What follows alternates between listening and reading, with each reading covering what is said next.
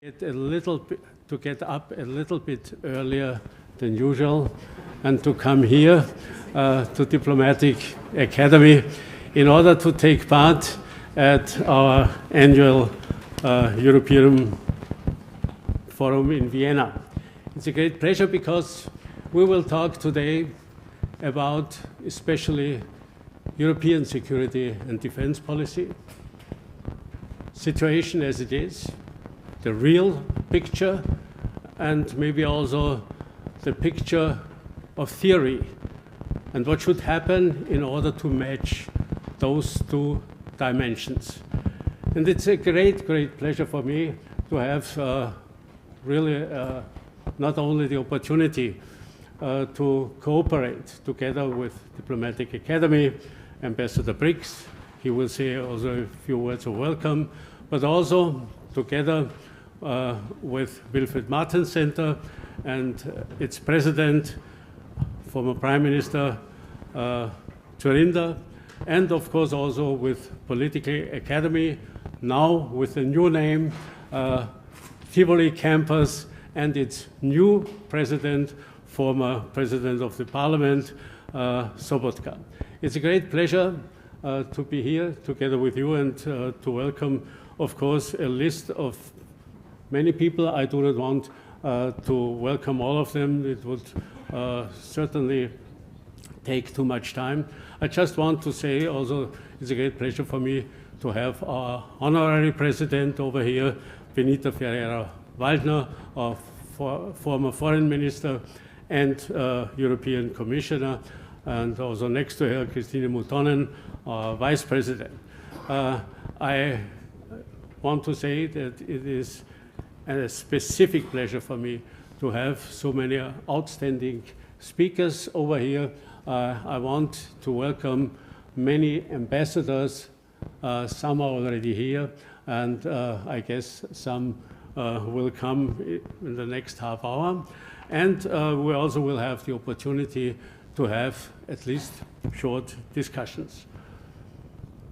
The title of this year's conference is Europe's Future, time to decide and time to act.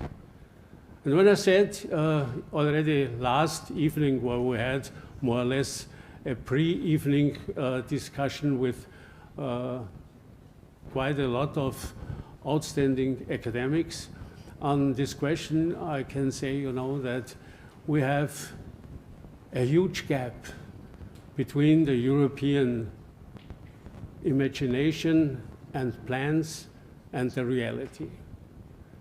And if we look to this reality, you have to say we are confronted at the moment, not only with the war in Ukraine, with a crisis situation at the Western Balkans, with a crisis situation in the Caucasian region, with a war of utmost dimension in the Middle East, with quite some crises all over Northern Africa. And in addition to that, we have a new factor that we have to look at. This is certainly the political situation in the transatlantic dimension, the challenge of a new president who will certainly challenge European security and defense policy in the coming years by the election of Donald Trump. And insofar, we must not lose any time. We have to decide and have to act. And if we miss this opportunity, we certainly will also miss the possibility and the opportunity to build up European Union as a future global actor. And this must be our goal. And insofar, I really want to welcome you. I do not welcome our speakers specifically. We will do it when they will take the floor. And I just want to say to all of you, it's a great, great pleasure to have you here. It's a great, great pleasure to discuss with you the challenges coming up for Europe, but also the challenges that are already present. And certainly one of the most important questions will be, how can Europe in this situation master its imminent problem, its imminent challenge at the eastern border, at Ukraine? Nobody knows what will happen in the coming few months. We can be sure there will be some developments, and I think we should be prepared. And insofar, I heartily want, once again, I want to heartily welcome all of you in this room here at Diplomatic Academy, and pass the word to our director, Michael Cicanel. Please take over.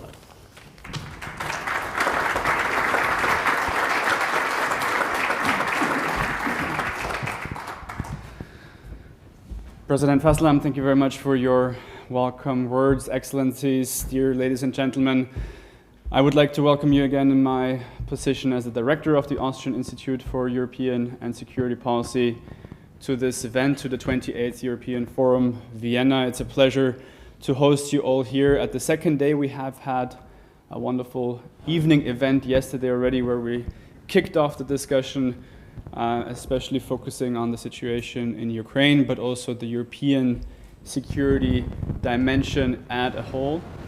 And today I would like to seize the next couple of minutes very briefly, not only to welcome you also, but in addition to that, to walk you very briefly through the program that we have prepared for you today. After the welcome remarks, we will have wonderful keynote speeches for you. We have excellent representatives, not only from Austria, but also from Ukraine, from Moldova, and from Finland.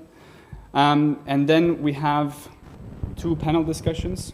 The first one, War, Peace, and Stability in Eastern Europe, where we'll focus especially on the situation in Eastern Europe, Ukraine and Moldova being in the focus of that. And then, as already mentioned by Dr. Fasslabend, we will also discuss the current situation in the Middle East, because this is also of crucial importance to European security. So we will discuss Middle East at a crossroads with a panel discussion then before the lunch that you're all, of course, most warmly invited to. Without any further ado, to the fact that we are already lacking behind in time a little bit, I don't want to take too much time for these opening remarks, also for you to ask questions and answers during the panel discussions. I'd like to, again, welcome you very much, all of you here in person, but also everyone who is joining via our live stream. Thanks a lot to our partners again, the Vienna School of International Studies, the Diplomatic Academy, the Wilfried Martens Center, the new think tank of the political party, the Volkspartei, but also our other supporters and sponsors for this event. And without any further ado, Ambassador Brix, Director of the Diplomatic Academy of the Vienna School of International Studies, please take the floor.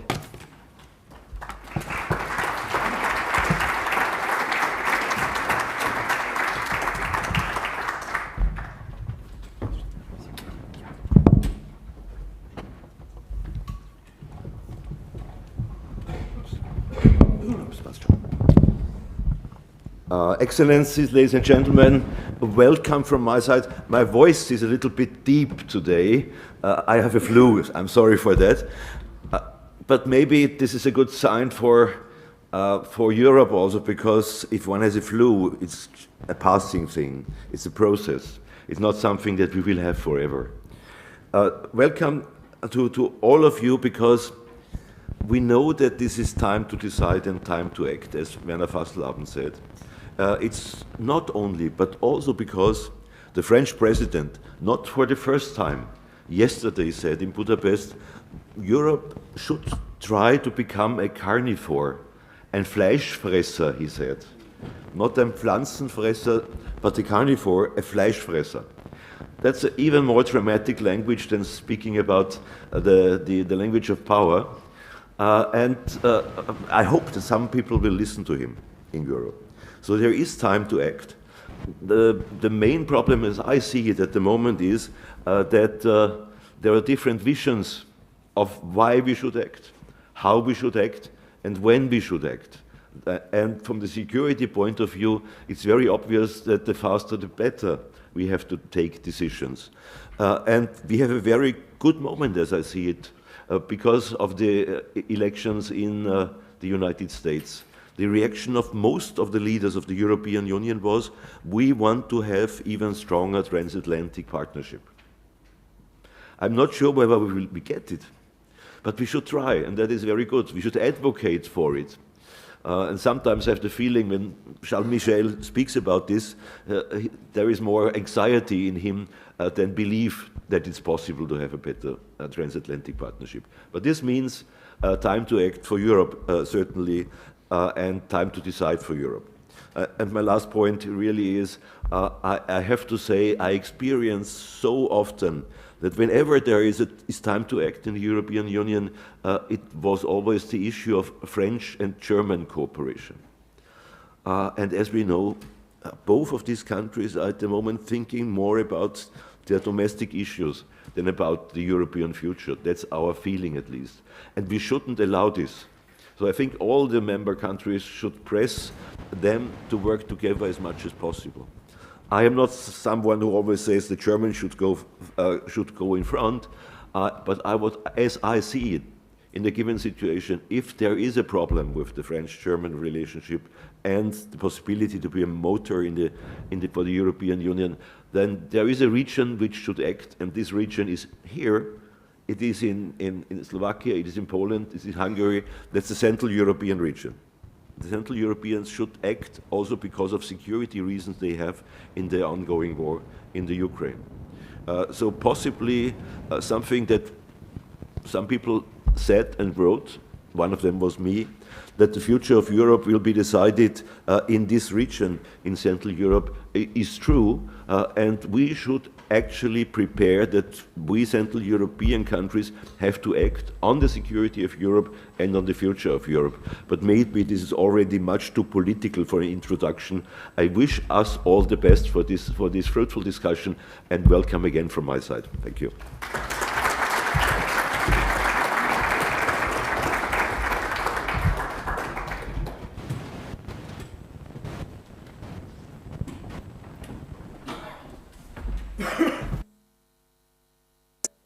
President Fasslabend and Director Zinkanel, Generals, Excellencies, distinguished participants, ladies and gentlemen. Unfortunately, I cannot be with you personally today. The theme of the 28th European Forum Vienna, the future of Europe, is definitely well chosen, because we not only have to talk about the future, we also have to shape our future now. Because crisis, conflicts, climate change, natural disasters, terrorism, cyber attacks and uncontrolled migration are already having a direct impact on Europe's security. I'm not talking just about purely military security, but also about security of economy and supply.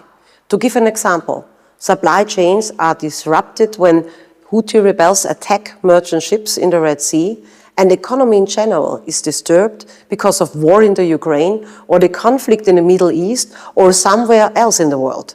Let's face it, we are living in a time of crisis, so we have to prepare ourselves. And that's what we do on several levels. Firstly, the security and defense policy. At the national level, we have drafted a new Austrian security strategy. This document has to be adopted by the newly elected parliament soon. At European level, we are constantly working on the strategic compass, which is both a policy document and an action plan. Secondly, necessary investments. As for Austria, the increase in the defense budget was an important first step. With a budget of 18 billion euros in the next years, we can finally make the investments we urgently need. Investments neglected for decades. Now we are in the process of modernizing our armed forces, and we have drawn up a 10-year development plan to do so, supported by a separate law that provides us with funding for 10 years. The main areas of investment are mobility, protection, and self-sufficiency.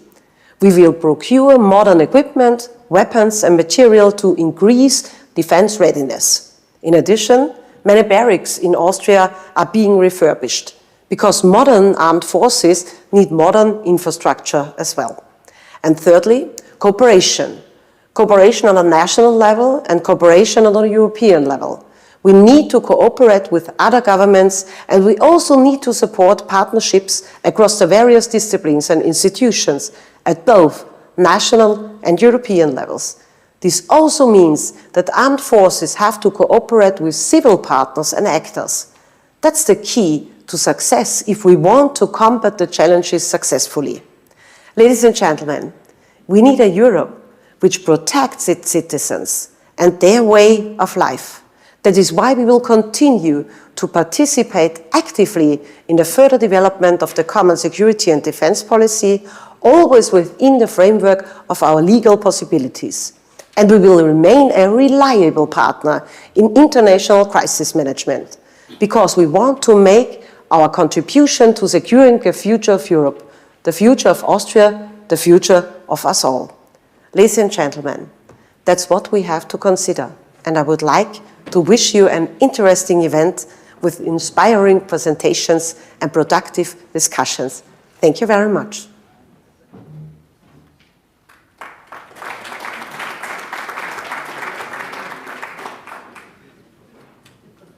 President Fasslabend and Director Zinkanel, Generals, Excellent.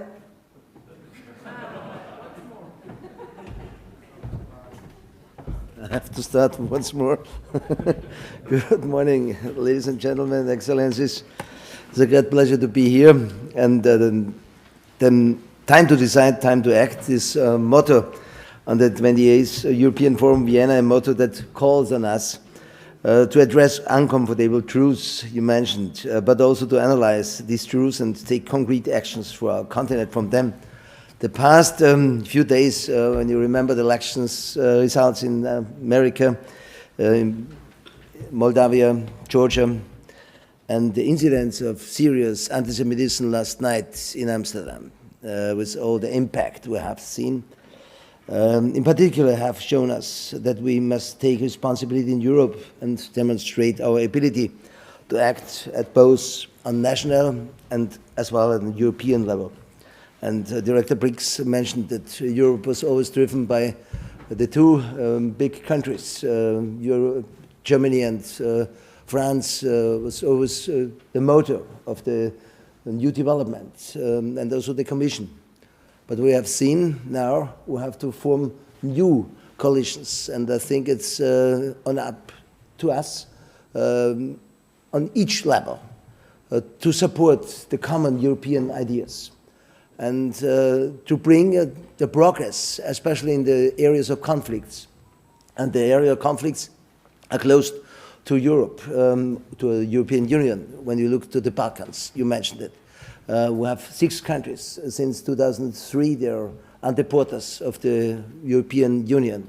And the influence of Turkey, the influence of Russia, the influence of Saudi Arabia, it's quite strong in these areas. And we have seen what happened in the Ukraine, and I think it will be a crucial moment when we look in the next month, what will happen with the Ukraine, especially when the support from the US will not be delivered in this the way than before. What is our role in this case?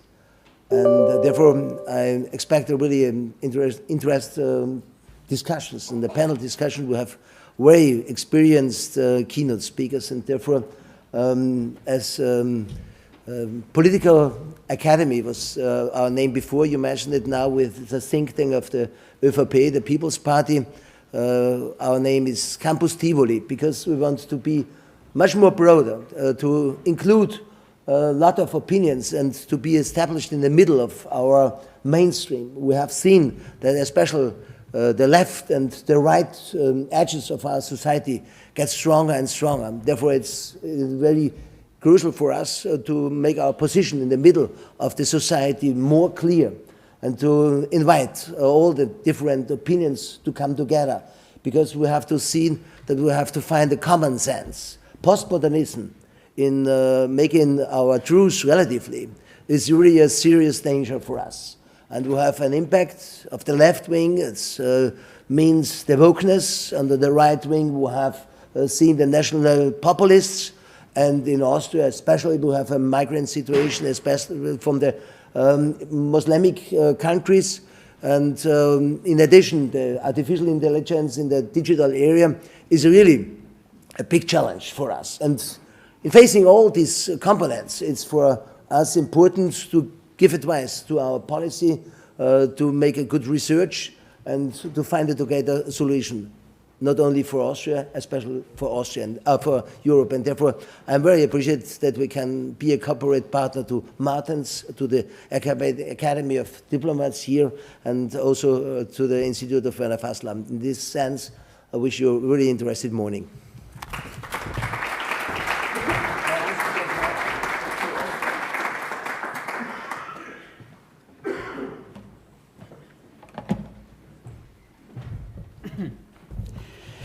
Dear President Fasslabend, dear Werner, thank you for being invited again. And I'd like to thank also all partners for very smooth cooperation which was needed to make this conference happen again. Dear friends, the message of the US presidential and congressional elections for us Europeans, by my mean, is crystal clear.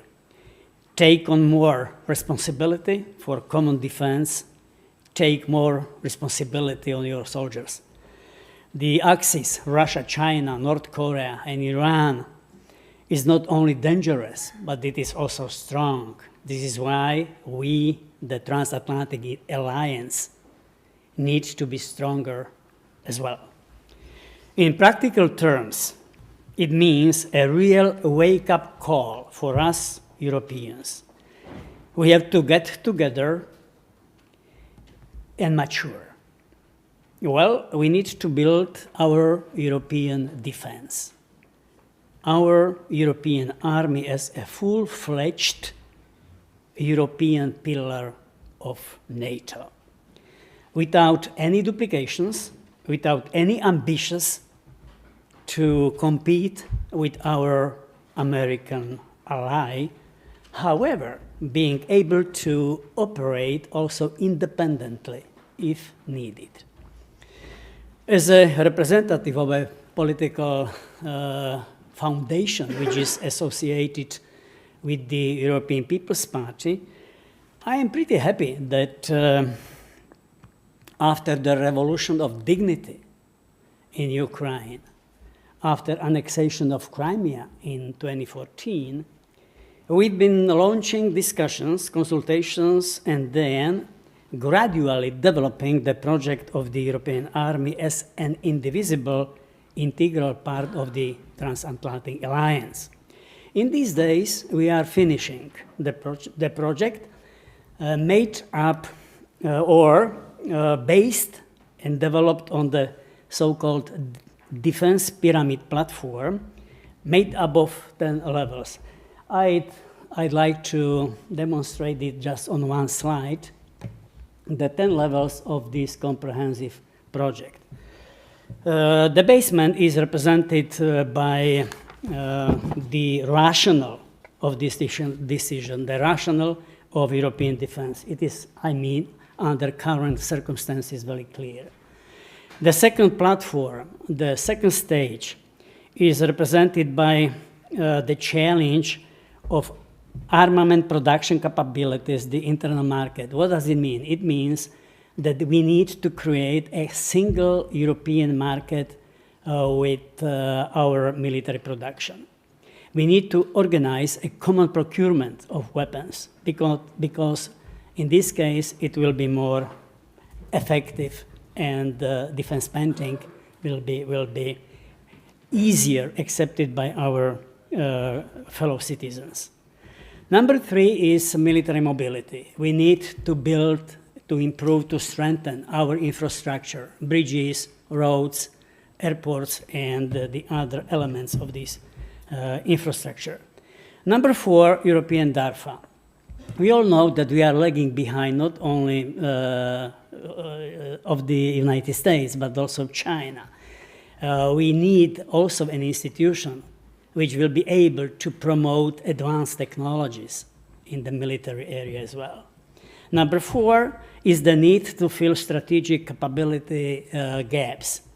There are some areas in which we are behind of the others in Europe. Number 6, European Civil Protection Service, also important part of security of our citizens. Number 7, European military model. It will be very difficult, but necessary to decide how to build the coexistence of the national armies, common European forces, and coexistence as a part of the transatlantic alliance. We are focusing on this part of our defense pyramid in these days heavily. Number 8 is military operations. How to organize the work to be able to operate in time when it is needed. Institutional reform.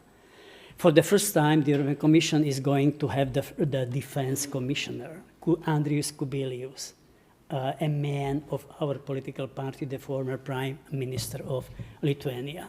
But we need more institutional reforms to be ready and operational if needed.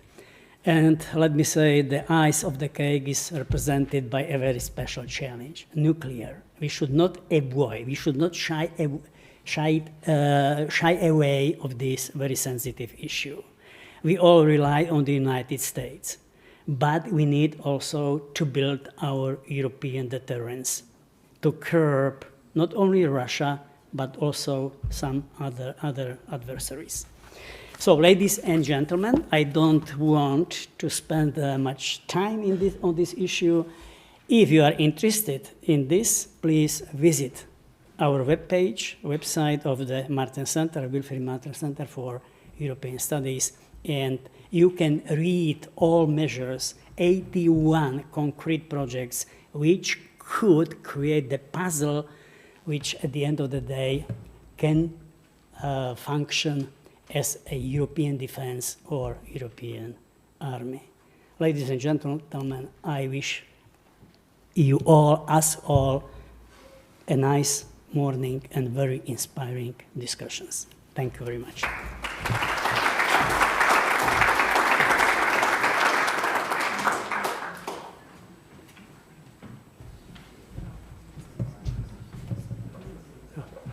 Okay. I make it from here. First of all, I want to thank Mikuláš Dzurinda for his speech and his activities. Most of you know a little bit about him. He used to be the Slovak Prime Minister for 2 terms. And he was the one personality in between Mejia and Fico who led Slovakia not only into EU, but also into NATO, having had an enormous handicap compared to the others, to Poland, to Czechia, and to Hungary at that time. And it was only his personality who really managed to speed up this development process and to bring Slovakia into the Union. And I'm very glad to have him as a partner, not only because he represents the most important think tank for the leading faction in European Parliament. This is Martens Center, but also because he dares also to take up sensitive questions. It's not only the question, because it's always very difficult to keep the balance between European and transatlantic defense, and he does it in a perfect way. And at the other side, that the Institute really took up the question whether Europe should have even a nuclear defense. Why this could be important, I think this is the only think tank all over Europe who managed to present a highly qualified paper as a basis for discussion. Thank you so much, and we are looking forward to more intense cooperation even in the future. Why? Because as it was already outspoken, we're in a situation that the French-German axis obviously does not work as it should in order to lead Europe politically, economically, and also in other ways. But we will have maybe the chance when there will be a switch in Germany, together maybe with Poland, with Tusk as a prime minister, who really is engaged also in security policy, and we will have maybe the chance to, well, to build up also new structures in order to take the lead in Europe and to strengthen the developments. Okay, but also, of course, the question, where does Austria stand? And this is also one of the questions why we occupy ourselves very intensively with this question. We're not only engaged in European politics, but of course also the transatlantic question has become even more important since Sweden and Finland joined NATO. And of course the position of Austria has changed, and we have to ask ourselves whether we want to be outside of the discussion forum on security policy in Europe. And this is the major question. And I'm really happy that now we have our keynote speaker, an Austrian power lady, I have to say. Karoline Edtstadler, she started her life in Salzburg, and she studied also over there. And she studied law and started pretty early also a career in a ministry, already in the age of, with 30 years. She came to Vienna, joined the Ministry for Law, and afterwards she became a state secretary in the Ministry for Internal Affairs, and then our Minister for Constitution and European Affairs. Probably most of you have learned in the last days that, okay, she will also change the path of her life, at least a little bit, okay. But we are convinced that this lady certainly will have a very, very strong position also in the future in Austrian politics. And insofar, I now want to announce Karoline Edtstadler, Minister Karoline Edtstadler, to take the floor. Please, Mr.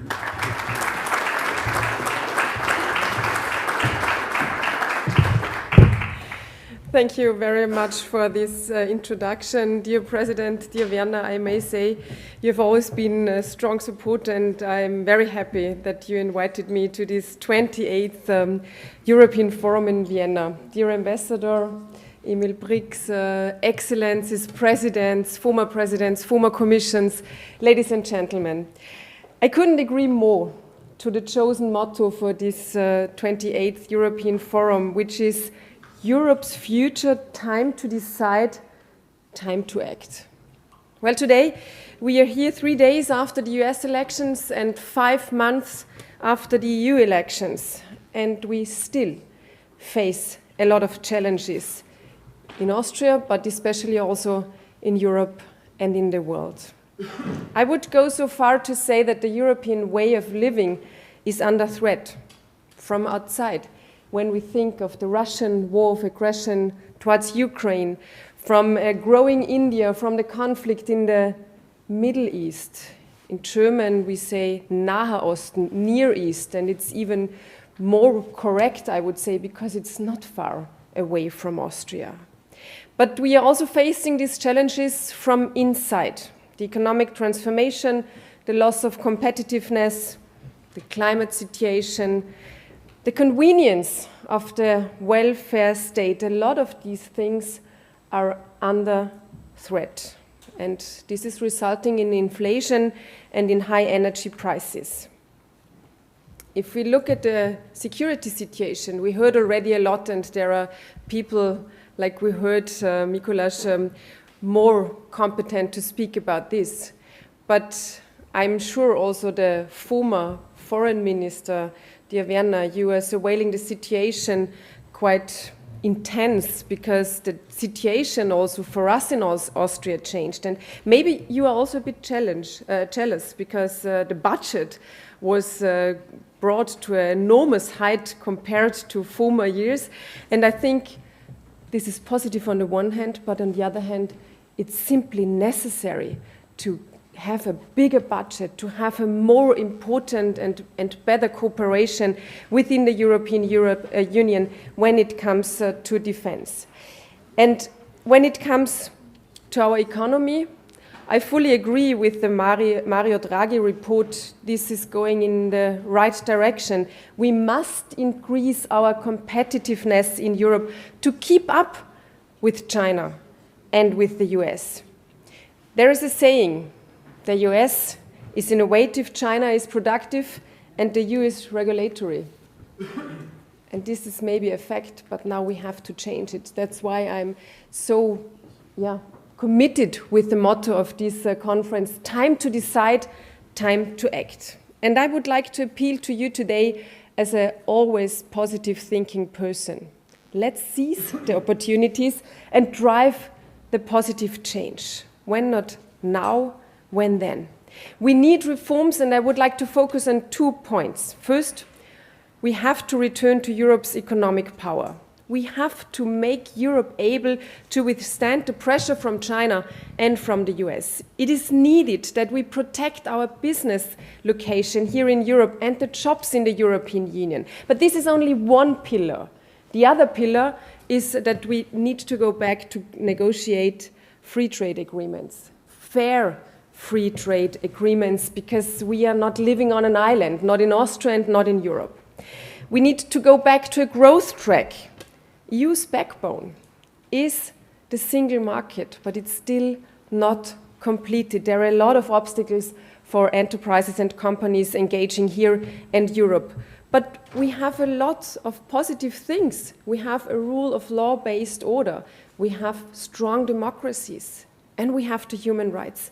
And this is our big asset. So Minister Kocher and I, we tried to create also a 10-point plan for the single market, and I presented it also in Europe, and I got a lot of positive notes from, I think, 17 or 18 other countries who were directly reacting to this 10 points plan, because it's logical to do so, but we have to say it and then let's act. This is my appeal to you, to us, to the European level, and also to all the politicians in the driving seats. We need the skilled workforce, we need the ability of sustainable and cheap energy, and it's the key to have a completed European single market. The second point is we have to put the geopolitical interests of Europe first. What do I mean with that? We want to be someone in the world. We want to be seen as one European Union.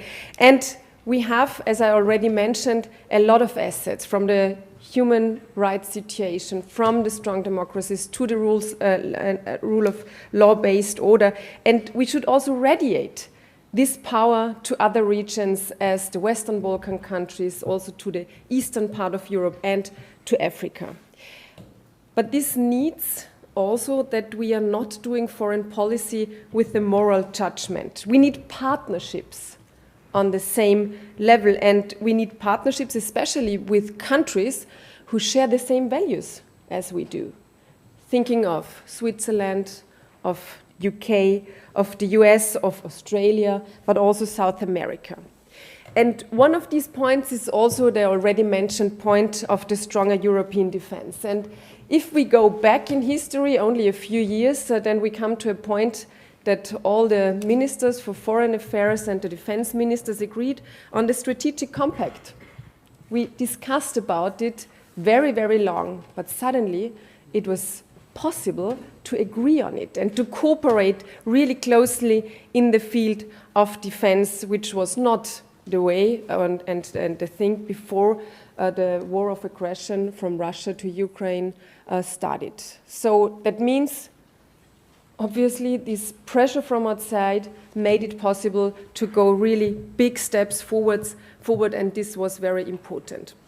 But when I'm talking about the geopolitical way of seeing the European Union and acting as a geopolitical partner, we also have to end illegal migration. We need a strong external border control. We need asylum procedures in third countries, and we need to do a lot more to bring the pact for asylum and migration to the ground. So there is still a lot of challenges and a heavy burden on the shoulders of our Austrian commissioner designated for the interior and migration. But we all have to work together and do the right things to give an answer to this really big issue of illegal migration and all the things coming along with it. And then I was also asked to say a few words on the EU enlargement. Austria, and you all know that, have always been a strong advocate for the enlargement process of the European Union. And this is not because it's for our own sake and because we are doing this because of being friendly to others. It's a question of security for the European Union, and it's also a question of credibility of the European Union. We made promises to the countries in the Western Balkan region, and we did not really keep them. But if I compare the situation when I started as a Minister for the EU and Constitution back in January 2020, the situation and the atmosphere changed completely. While in 2020, I had to ask for AOBs regularly in the General Affairs Council because it was simply not on the agenda, now it is completely clear that we need the enlargement process. It's common sense, and it's not the question if we are doing so, but it's the question how we can assist not only the countries of the Western Balkan, but also Ukraine, the Republic of Moldova, and in the future also Georgia, in a better way, in a more effective way. And even if I know that the depression in the Western Balkan region is big, and people are not really believing that we want them as full member states in the European Union, and I heard a lot of people, and I go back to my time when I was working at the European Court of Human Rights in 2016 and 17. Before I became a politician, I was asked by Wolfgang Sobotka, by the way. I remember that phone call till the end of my life. A period of 7 years started at that time. But at that time, I had a lot of talks with people coming from the Western Balkans, and they were depressed already back in 2016 and 17. And I can feel this depression. However, I have to say the things also changed regarding these countries.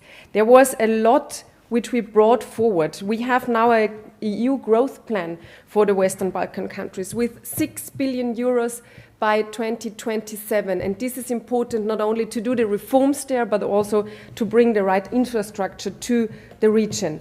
And Austria was a strong advocate also for Bosnia and Herzegovina. A historic decision was taken to get the candidate status for Bosnia and Herzegovina, a big step forward. I was in October, only a few weeks ago, in Luxembourg. We had the second IGC for Albania. They are doing a lot of reforms in their country. We have Montenegro as a front runner, and I still have the hope that they can become the 28th member state of the European Union. Okay, the foots are big because they have to succeed Great Britain, but anyway, it would be of importance, great importance for the whole region when we see that one country is really becoming a full member state. And of course, Ukraine and Moldova are pressing ahead with process despite all difficulties and despite the still ongoing war in Ukraine. So what do I want to say with that? Let's keep positive. There were steps forwards, and there will further steps forwards, and it's important for us and for these regions around the European Union. So lots of challenges ahead.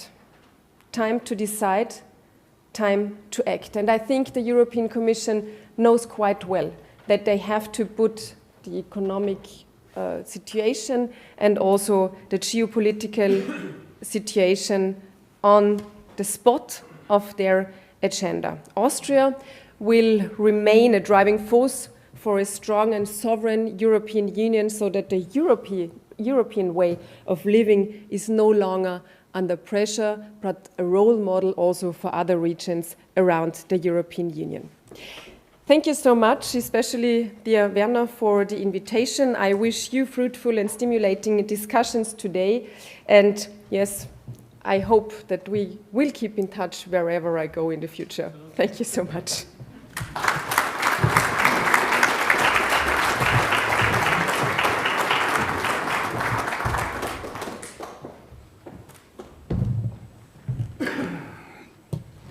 So, dear ladies and gentlemen, first of all, thank you very much, Minister Edtstadler, for your inspiring and very honest opening speech.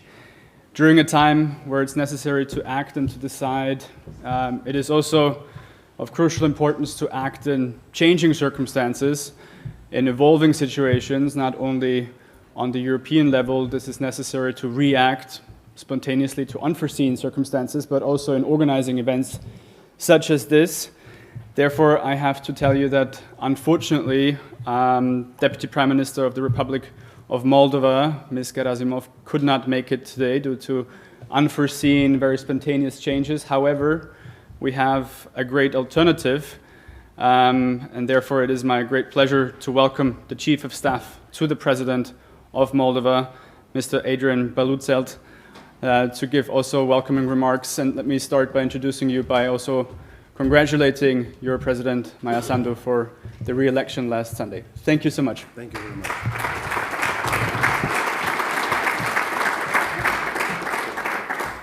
Dear Minister, dear ministers, professors, ambassadors, it's a great pleasure for me to be back here.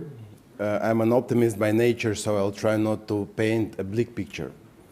But Republic of Moldova, in the elections that we went through, faced the heaviest attack on our democracy and on the electoral process.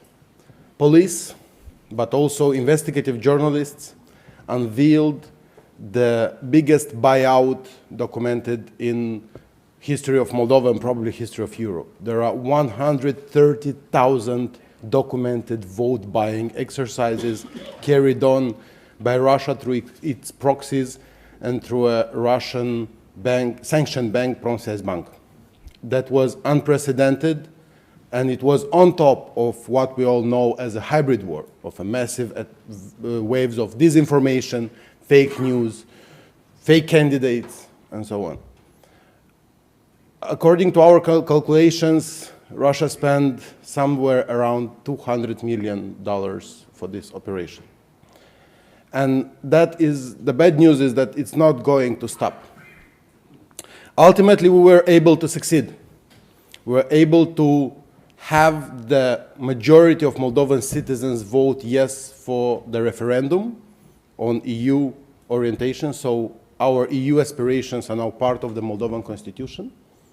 And that will ensure, hopefully, that we will never get back on discussing where shall Moldova go. And we, for once, decided that we go and our way is to Europe. And we won presidential elections. It was a hard-fought battle, but through a narrow escape, we have succeeded. Now, for us, it's the time to decide just passed, and we get a very clear mandate from the citizens of Moldova to act. And there are three core elements that we should act upon now.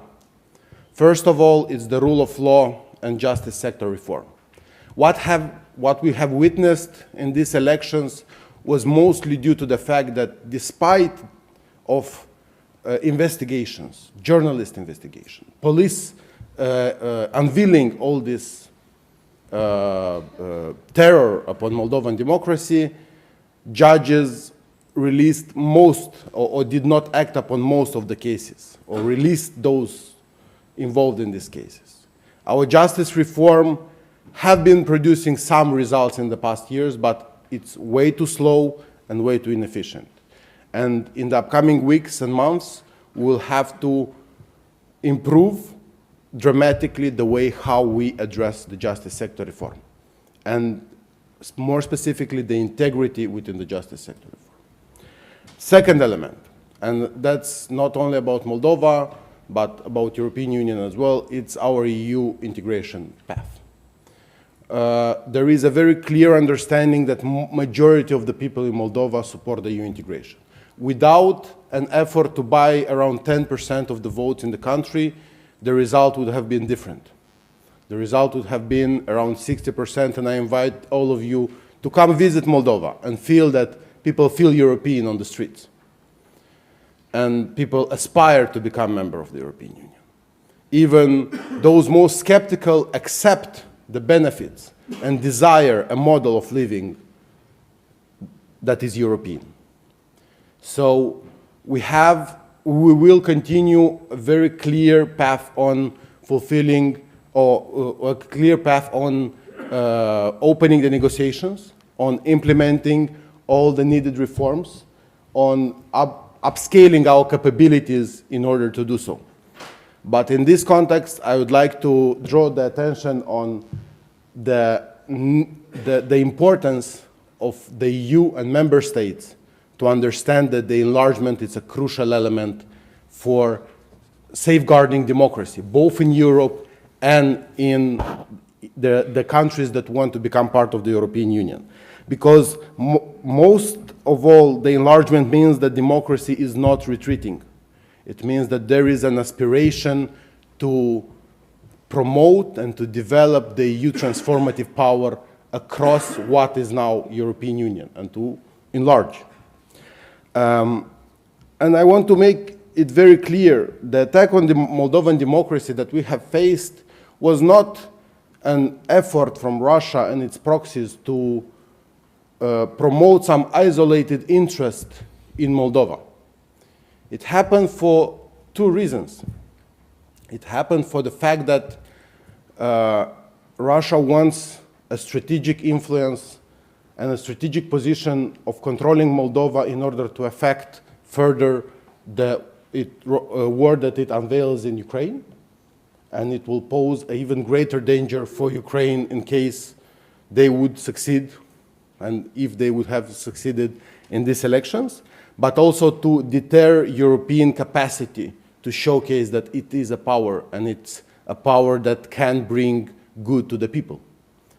So in this context, enlargement is as important as never, both as a shown and as an element of strength of the European Union, but also an element of hope in the countries that aspire to be European. The third element that we should act upon now, and we have a very clear message from the citizens, is the economic power and welfare. Most of the things and of the possibilities of Russia, China, to attack and to exploit the vulnerabilities come from the inflations that we all have seen in our countries, come from the fact that we are in a position where citizens demand justly more prosperity, more benefits of the democracy. They want to see that it works, and we have to make it work. So in Moldova, another element, a third element that will be a core priority, it will be to improve our economic growth that was heavily altered, by the way, by the Russian war in Ukraine. We had a 35% inflation, we had almost no economic growth in the past 2 years, and we will desperately need EU to step up in this regard. And the growth plan, it's a very good point to start, and we hope that we will be able to exploit more opportunities together with member states, both at the EU level but also on the bilateral. And here I want, as a footnote, to mention how much Austria is important for us and how much we cherish the support that Austria have been giving to Moldova, also bilaterally, but also in terms of supporting our EU aspiration. Thank you so much for that.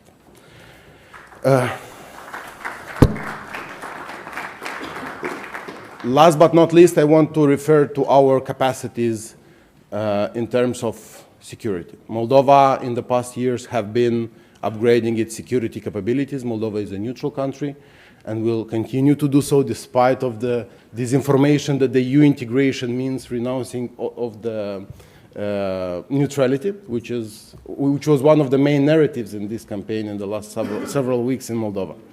But we need to invest in security. We need, despite of political cycles, to continue to support Ukraine, and we, as small as we are, we will continue to do so. And if we can continue, the bigger, the stronger, the countries that are well off are obliged to do so. Because the moment when we will retract our support, or we will condition our support for Ukraine based on some internal political cycles or political situations in our countries, that will mean a heavy win for Russia. And we need to do everything to prevent that.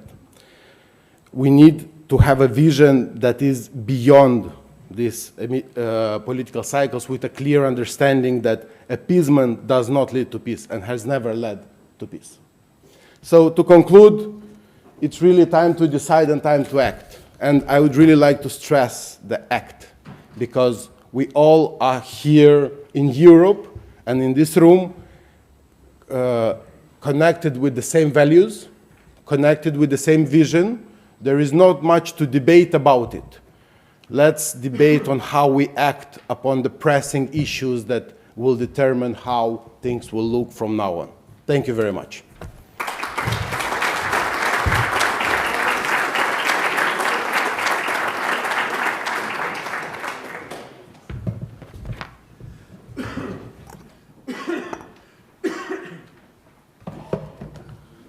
Good morning. My name is Martens. I'm a member of the board of the AIES, and I have the great honor to introduce our next speaker, Oleksii Reznikov, the former 17th Minister of Defense of Ukraine from November 21 to September 23. Mr. Reznikov comes from the really beautiful town of Lviv. We in German say Lemberg, and certainly one of the most beautiful towns in Central Europe. His parents were academics, but related to sports. That's why he is in such a good shape. His father was a master of acrobatics, if Wikipedia is correct. And his mother was a master of rhythmic gymnastics. And he studied at the University of Lviv. And to come back in his bio, we start with the latest function I already mentioned. From November 21 to September 23, the 17th Minister of Defense of Ukraine, the third civilian Minister of Defense. And you know yourself, if you look at the time, November 21 to start, in February 22, it all then started with the war. And throughout the first months and years of the war, Mr. Reznikov was in this extremely challenging position.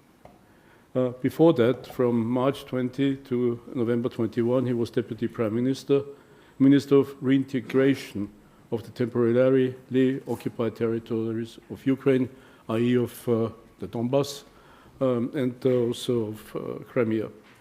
He was also Deputy Mayor of another beautiful city of Kiev from 2014 to 2018. As I already mentioned, Oleksii Reznikov is a lawyer, and in 2004, he was one of the lawyers of the then candidate of the President of Ukraine, Viktor Yushchenko, who were able to prove in the Supreme Court the fact of the falsification of the election results by another candidate, infamous candidate, Viktor Yanukovych. And as a result of this, a revoting took place and Yushchenko became the president of Ukraine. Oleksii Reznikov is an honored lawyer of Ukraine. As a lawyer, he was practicing much in alternative dispute resolution. And due to the fact that he managed to bring most of the conflict cases to a peaceful settlement, he received the nickname Peacemaker. In this context, Peacemaker is also our connection, because I had the great pleasure when I was the head of the so-called trilateral contact group in Minsk, the negotiations for the OSCE, the negotiations between Ukraine, Russia, and I always call it the so-called separatist of the Donbass. In Minsk, Oleksii Reznikov was the deputy head of the Ukrainian delegation, together with President Kuchma, the former President Kuchma. And I had the personal luck and pleasure to work with him. And really, Oleksii Reznikov tried to also be a peacemaker in Minsk and to work under these extremely difficult conditions in the talks in Minsk. After leaving office, and there is a life after office, he is now teaching office as the Minister of Defense. He is now teaching at several universities in Ukraine. He is a member of the GlobSec team as a distinguished fellow. And not without surprise, he was invited to the United States, giving lectures at the American University of Washington, D.C., of the not unfamous universities of Berkeley, Stanford, Harvard, MIT, and he was also a speaker in Tokyo, Munich, Vilnius, and Tel Aviv. And now we have the honor and pleasure to have Oleksii Reznikov here with us in the Diplomatic Academy. Please, thank you very much.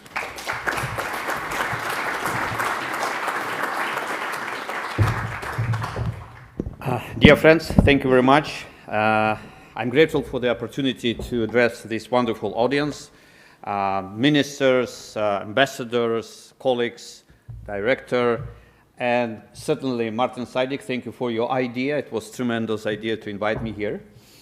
I hope you will not in a bad mood after that. So, Madame Karoline was in Kiev when it was one of the night which became a normal standard of life for Ukrainians. She was in Kiev when it was again new Russian rockets, missiles attack to our capital. So she knows what it means to be on a shelter. Because for us, it's a normal standard of life. My wife phoned me today morning and told me she spent this night in a shelter together with our cats. So, and we discussed that, okay, what's the next? Well, next I have a AIES treaty. So she went to the AIES treaty after the normal standard night in a shelter. So our meeting take place against the backdrop of the events that would have been as impossible a brief few years ago. Like the United States elections campaign shows curiosity about the future of transatlantic cooperation. Or let's say I don't think anybody could have predicted that the Ukrainian army on its defensive operation on the Russian territory in the Kursk Oblast would be on the brink of clashes with the North Koreans. This is happening not far from the Vienna. This is happening in Europe. The North Korean army is already on Europe. It was invited by Russia, which relies on military assistance from Iran, support from China, and believes that Taliban to be its partner. This is the new reality. They show the scope of the challenges. And none of the security institutions, not on the UN, not the OSCE, not the NATO, had been ready for that. The recent visit of the UN Secretary General Guterres to Kazan for the Brix summit, where he shook hands with an international criminal, is a symbol of the moral degradation of the structure that holds preventing wars and stopping evil to be its missions. This is an equivalent of world leaders shaking hands with a Hitler, not in 1938, but in 1942, 1943. We have all seen the forces loyal to the Kremlin receive strong results at the elections in Georgia, Sakartvelo, and Moldova. These electoral results cast doubt on Tbilisi's further path toward to the European Union. In both these countries, pro-Russian forces had actively employed comparison in their campaigning. Look what Russia did to Ukraine, which aspires to European integration and espouses European values. No agreements, no Budapest Memorandum, no deals had helped. The whole world sees it. This creates a completely new security context, and the EU has to develop to respond to it. Strong decisions regarding support for Ukraine are one facet on this response. Let me note 8 observations, grounding on my personal life last 2 years after the full-scale invasion. First, the toughest challenge facing the democratic countries on the eve of future conflicts is recognizing threats and making decisions regarding their response to them. Russia has demonstrated how the so-called sub-threshold acts of aggressions can be used. Literally, anything can be weaponized, including migrants, religions, organizations, navigation routes, freedom of speech, food access, and supply chains of various raw materials. So we have to change our mindset, because migrants, they used them as a weaponry from their territory to the Finland, from the territory of their proxies, Belarus, to the Lithuania and Poland. So otherwise, we will not be able to recognize the security threats that can be masked as a humanitarian crisis, elements of the political process, or something else. The second observation is linked to the previous point. The threat of cognitive warfare is increasing. We discussed with my colleague, Dr. Hadeto Tamabeci in Tokyo. He has set up his cognitive laboratory, and he seeing 10 years what's going on between China and Taiwan. So cognitive warfare became the key point of this current war. I mean the warfare that affects our capacity to process information and draw conclusions. This is especially relevant in view of the AI capabilities. Barely a day passes without the news about manipulations involving deep fakes. I have personal examples, a lot of them. Cognitive warfare is becoming another domain of wars. In this sphere, the opponent is trying to turn democratic freedoms into a vulnerability. Free societies with elective powers accountable to their citizens are vulnerable to propaganda and disinformation. Third, the cyberspace. The attack on Ukraine in 2022 in February started with a massive cyber attack. The missiles and tanks followed its steps. The cyber groups created by or allied with the enemy states are an increasing cross-border threat. Our expectations of our own defensive and offensive capabilities in the cyberspace should increase accordingly. In general, the factors I mentioned are weapons of influence. To meet these challenges, we need political institutions of a new quality as well as technical and technological solutions. What is of crucial importance here is to change our approach from merely responding to threats to taking proactive steps. Otherwise, dictatorships will have an advantage. Proactive, preventative measures have to be activated at the first instance of sub-threshold aggression. I mean sanctions and more. Let's proceed to combat. 4. Russia reminded the world of the fact that many had forgotten. Autocratic regimes don't care about casualties. Autocracies don't have a limit to acceptable losses. Political expediency is the name of the game. So we saw a lot of crawling, attacking, offensive campaign from the Russian side when they're using their manpower as a cannon fodder. They're using so-called meat grinder tactics. Then they're trying to grab small village or small point on a map. It's enough to amass high-precision weapons. It's not enough to amass high-precision weapons capable of destroying command centers or logistics. The war against authoritarian states turns into a real zombie horror. 5. This is one of the last, if not the last, war where you will see large manpower in direct combat.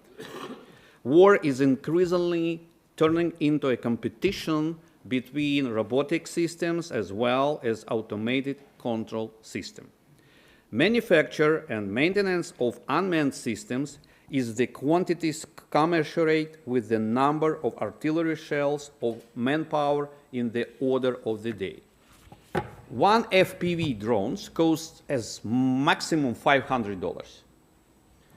One artillery shell, for example, 155 millimeter caliber at NATO standard, costs as minimum 3,000 euros.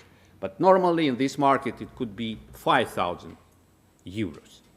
So Ukrainian soldiers using 2 FPV drones, maybe 3 maximum, against Russian tanks, which cost $8–12 million. Just imagine, $1,500 against $12 million. Or you have used as minimum 2 artillery shells, it means $6,000 or $10,000, and you will not be lucky if you have to engage them. So this would entail changing many civilian policies and military doctrines. 6. The current approach to conducting combat operations foregrounds the increasingly of automation and sovereignization. Obviously, technologies capable of machine learning put on an advantage. We have to keep it in mind. 7th, the interval between technological growth spurts has decreased dramatically. Iron swords, battle carriers, gunpowder, jets, nuclear weapons, etc. All these have been described as a game changers. The interval before a successive game changer was invented decreased every time. It may be down 2 months now. Every 3 months we see on the battlefield new invention, new approach, new steps, new idea, new realization. 2.5 years ago, Ukrainian Neptune missiles destroyed the flagship of the Russian Black Sea Fleet, the cruiser with the funny name Moskva.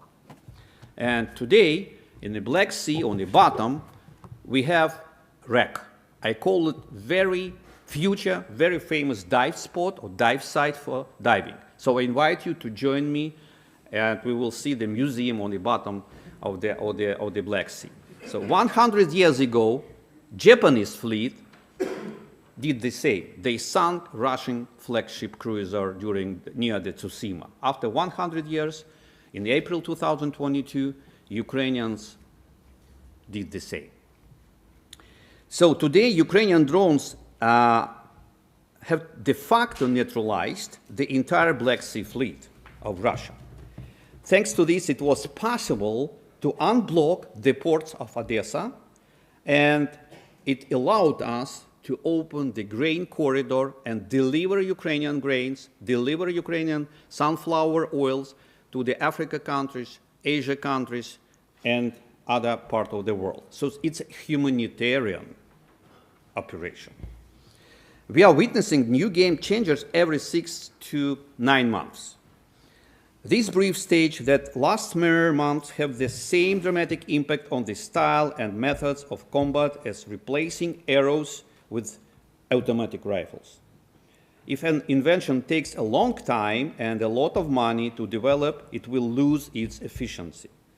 Those who adopt, evolve, and invest in cutting-edge technologies will have a significant, partially indomitable advantage on the battlefield. This is both inspiring and alarming. Our enemy is cruel and inhumane, but he is far from stupid. Modern warfare does not just consume the R&D sector benefits, it generates them. And eighth, the slow and unwieldy defense systems are the arrows and early cannons in the war of robots and gadgets. Democracy are slow. If your decision-making is slow, if your institutions are slow, that means you are dead in a wartime. The EU has extended colossal amounts of assistance and support to Ukraine, and we are deeply grateful, but you have to be more quicker, more faster with your reactions. Ukraine's advantage that we got at a staggering cost is the experience of modern warfare against a highly technological army of an authoritarian state. But I always trying to describe this situation. A lot of people were sure that Kyiv will fall during 72 hours or during 3 days, because it was a misperception that it would be clash between big Soviet army and small Soviet army. This was a mistake.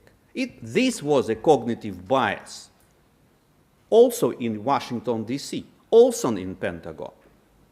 But in reality, we see the picture of the Bible story about the David and Goliath.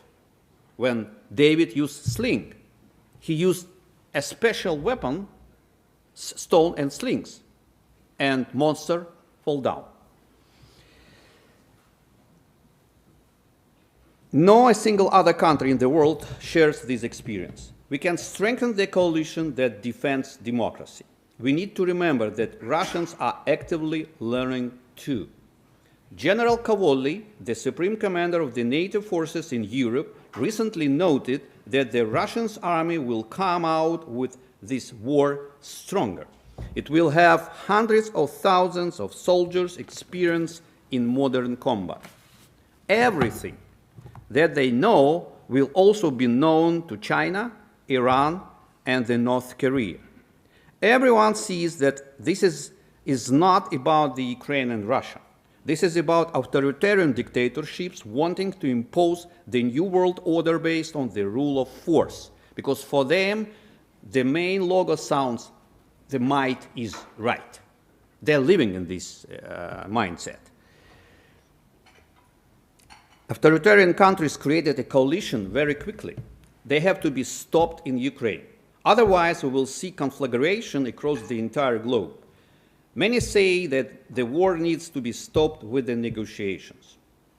A just and sustainable peace in Ukraine is impossible without two things: establishing a balance of powers and worldviews, finding a solution acceptable to the Ukrainian society. We have surprised the world multiple times. Therefore, no scenario based on ultimatums or forcing us to capitulate will not work. Experience demonstrates that you need two basic components for successful negotiation: trust and guarantees, and a clear model of post-war coexistence. Ukraine has very bad experience when it comes to trust. In exchange for the Budapest Memorandum, we have given up the largest nuclear arsenal in the world, our strategic aviation, and the missiles that Russia is now using to kill our children and women in the cities far from the front. One of the guarantors of the Budapest Memorandum of our security, Russia, openly attacked us in 2014, and others stood by and did nothing. My colleague from the Moldova used hybrid war sentences. Yes, they started hybrid war in Crimea in 2014. After 2014, we got the Normandy format and the Minsk agreement based on the constructive ambiguity approach. We had esteemed intermediaries, France, Germany, the OSCE. None of that had helped, unfortunately. Even amazing Martin Seidig also as well.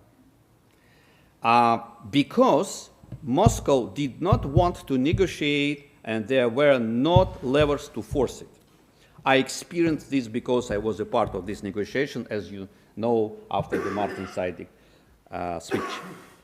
The Ukrainian society will not accept a deal without very tangible and concrete guarantees. Russians don't trust us either. They committed many crimes and fear revenge. They know what we are capable of. Someone has to sit with us at our end of the table, and someone has to be on the Russian side. Who will that be?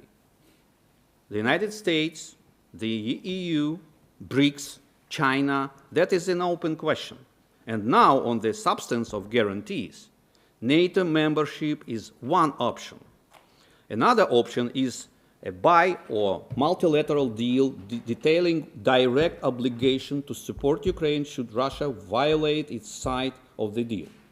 Not promises to hold consultations, but concrete steps. No new concerns. Weapons, financial support, closing the sky with the air defenses, crushing sanctions against Russia, etc.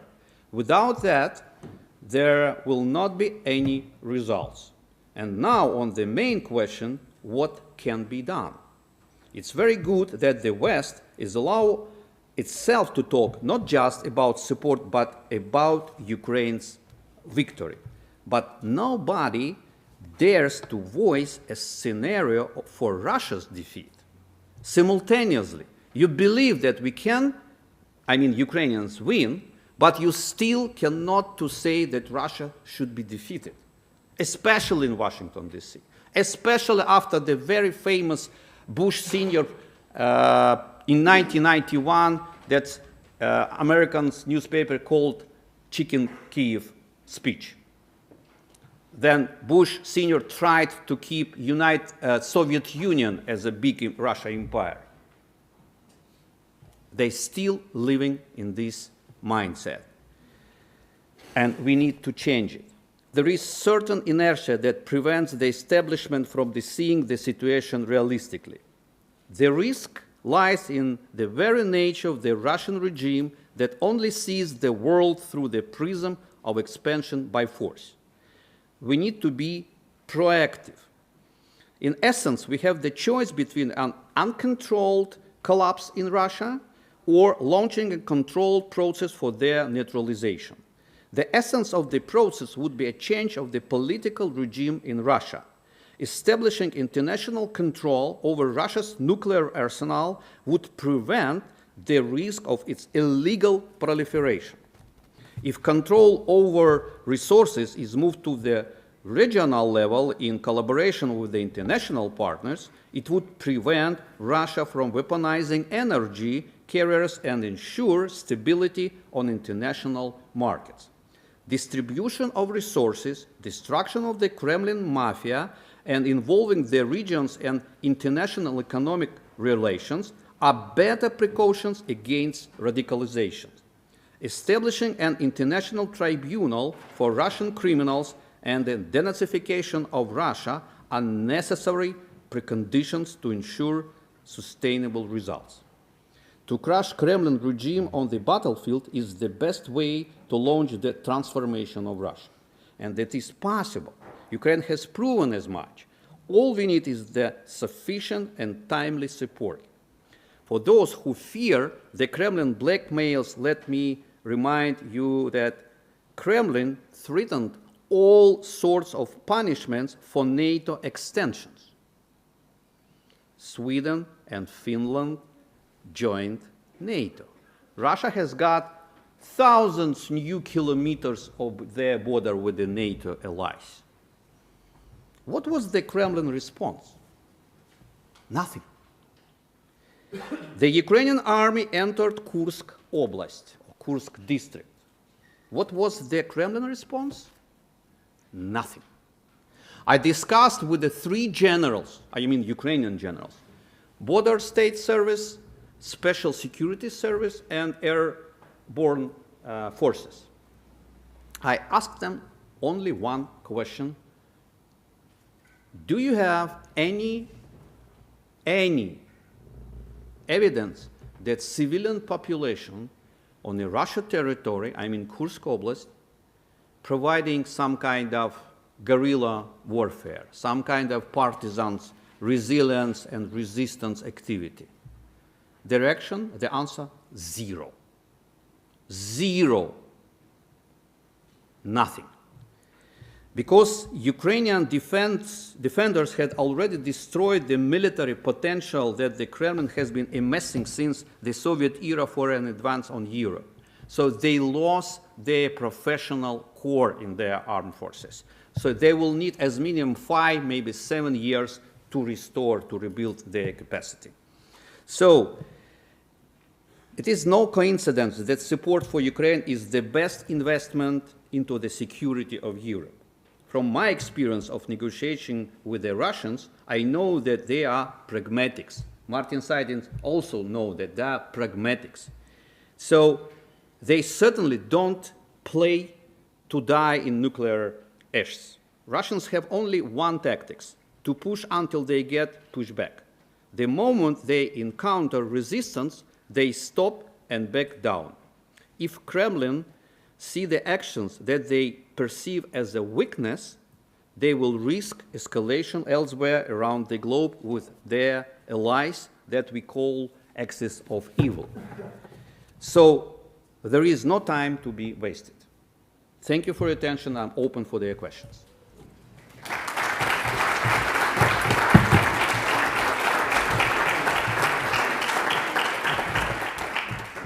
Mr. Minister, thank you so much for your presentation. That was more than highly interesting. Unfortunately, we will not have time to ask specific questions, but I just want to congratulate you all also to your professional achievements. Everybody who has read Clausewitz knows how important surprise action is in warfare. And I think there was nobody around the world who was not surprised about the performance of Ukraine, the Ukrainian army, when there was the Russian invasion. Nobody could believe it, that you could withstand. I just have one very small question. And I just ask you for a very short answer. What was the reason that you managed, to the surprise of everybody, the Europeans, the Americans, the Russians, the Chinese, everybody, maybe even the Ukrainians, that you could withstand in these first days the Russian invasion? Please, just give us a few short reaction, but you know, when you become a lawyer, you're always lawyer. You want to stop lawyer, you have to kill him. So, but I will try to be shorter. So, Ukrainians are Europeans, like you. And we have a common and joint values. But sometimes, when you will need to choose, we saw the pyramid here on it. I remind the pyramid of Maslow, all human needs. And normally, we have, if you will choose between two values, security and liberty or freedom. Some European country will choose security and will pay by their freedom, like it was during the Second World War. Some capitals of European countries gave up to the Hitler orcs. Ukrainians, if we will have to choose between security and freedom and liberty, we will choose freedom and liberty, and we will pay by our securities. That's why our grandma fulfilled the cocktail Molotov bottle at the February 2022, and their grandsons were ready to drop this cocktail Molotov to the Russian tanks. That's why we stopped them, and we will win this war. Thank you.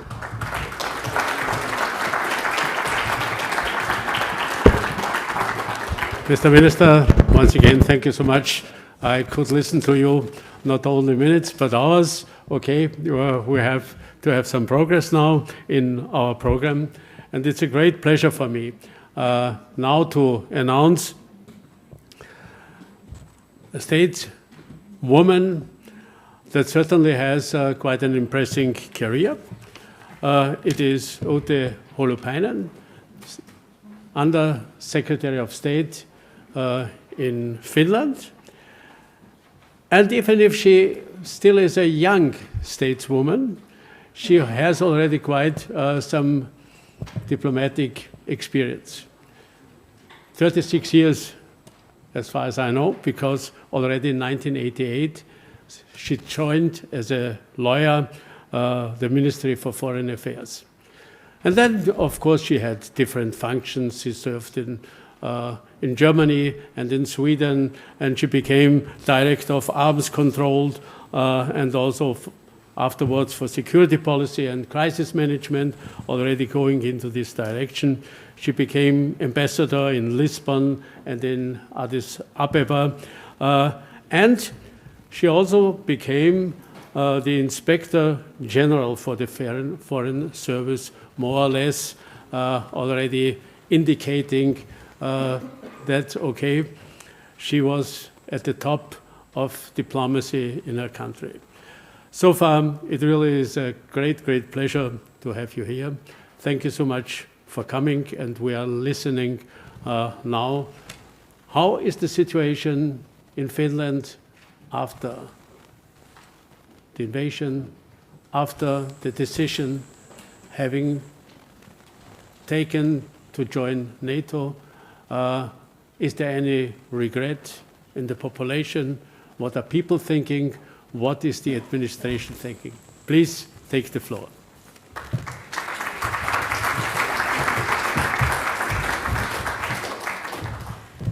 Thank you so much for the kind introduction, and really, since I entered the diplomatic career already during the Cold War, so it gives me also some personal perspective to the recent history of Europe and of diplomacy.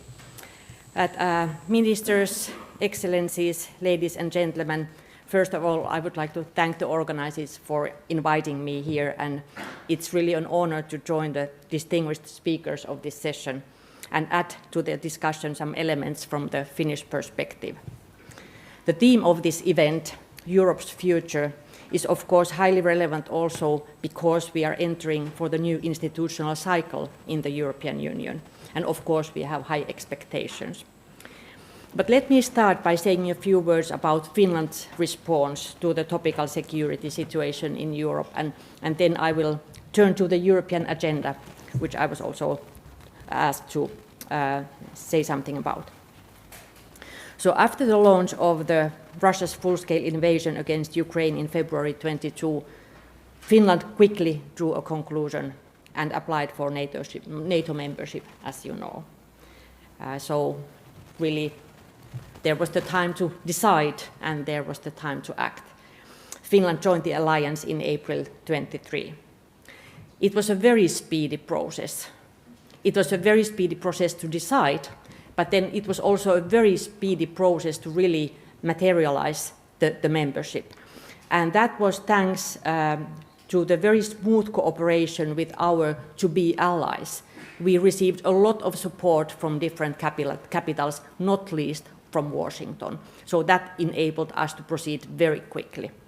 And of course, we felt kind of a dilemma. We saw that there was kind of a gray zone after we had applied for the membership, but we were not under the umbrella, security umbrella of NATO. But there was also a very strong public and parliamentary support at home. And it is also good to remember that also this happened very quickly. In Finland, there was for decades already discussion about a possible NATO membership. And there were a few political parties that were openly pro-membership. And there were, of course, many people among the population who thought that that would be our place and our natural home in the global setting. But the majority was against. They thought that this was our position in Europe was was good, and that was how we should preserve that. But then what Putin's army did in February 24th in 22, everything changed dramatically, and almost overnight the polls changed completely, and the political parties were completely united about the approach. And this is still there. So there is a huge majority of population, there is a full support from the political parties. We think that that was the right decision to make, and we are completely happy with our choice. Of course, it has been a very interesting journey during the past year and a half. We thought that we know NATO very well.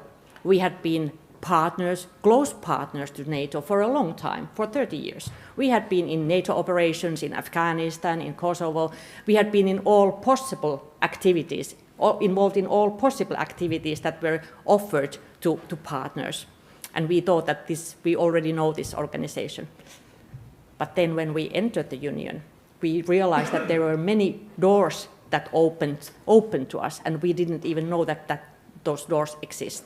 So it really made a difference, and it has been an exciting journey also for us diplomats and of course our colleagues in the Ministry of Defense and Defense Forces. As you know, Finland has always put a lot of effort on our national defense. We have a strong army, we have a conscript army. Things about defense and hard security are not foreign to us, so we are very familiar with issues and topics of national defense, and now we are integrating this defense to NATO structures. But since we are in Vienna and also the word neutrality has been mentioned several times, so let me just explain our approach. So, of course, becoming a militarily allied country meant a historic shift in Finland's approach.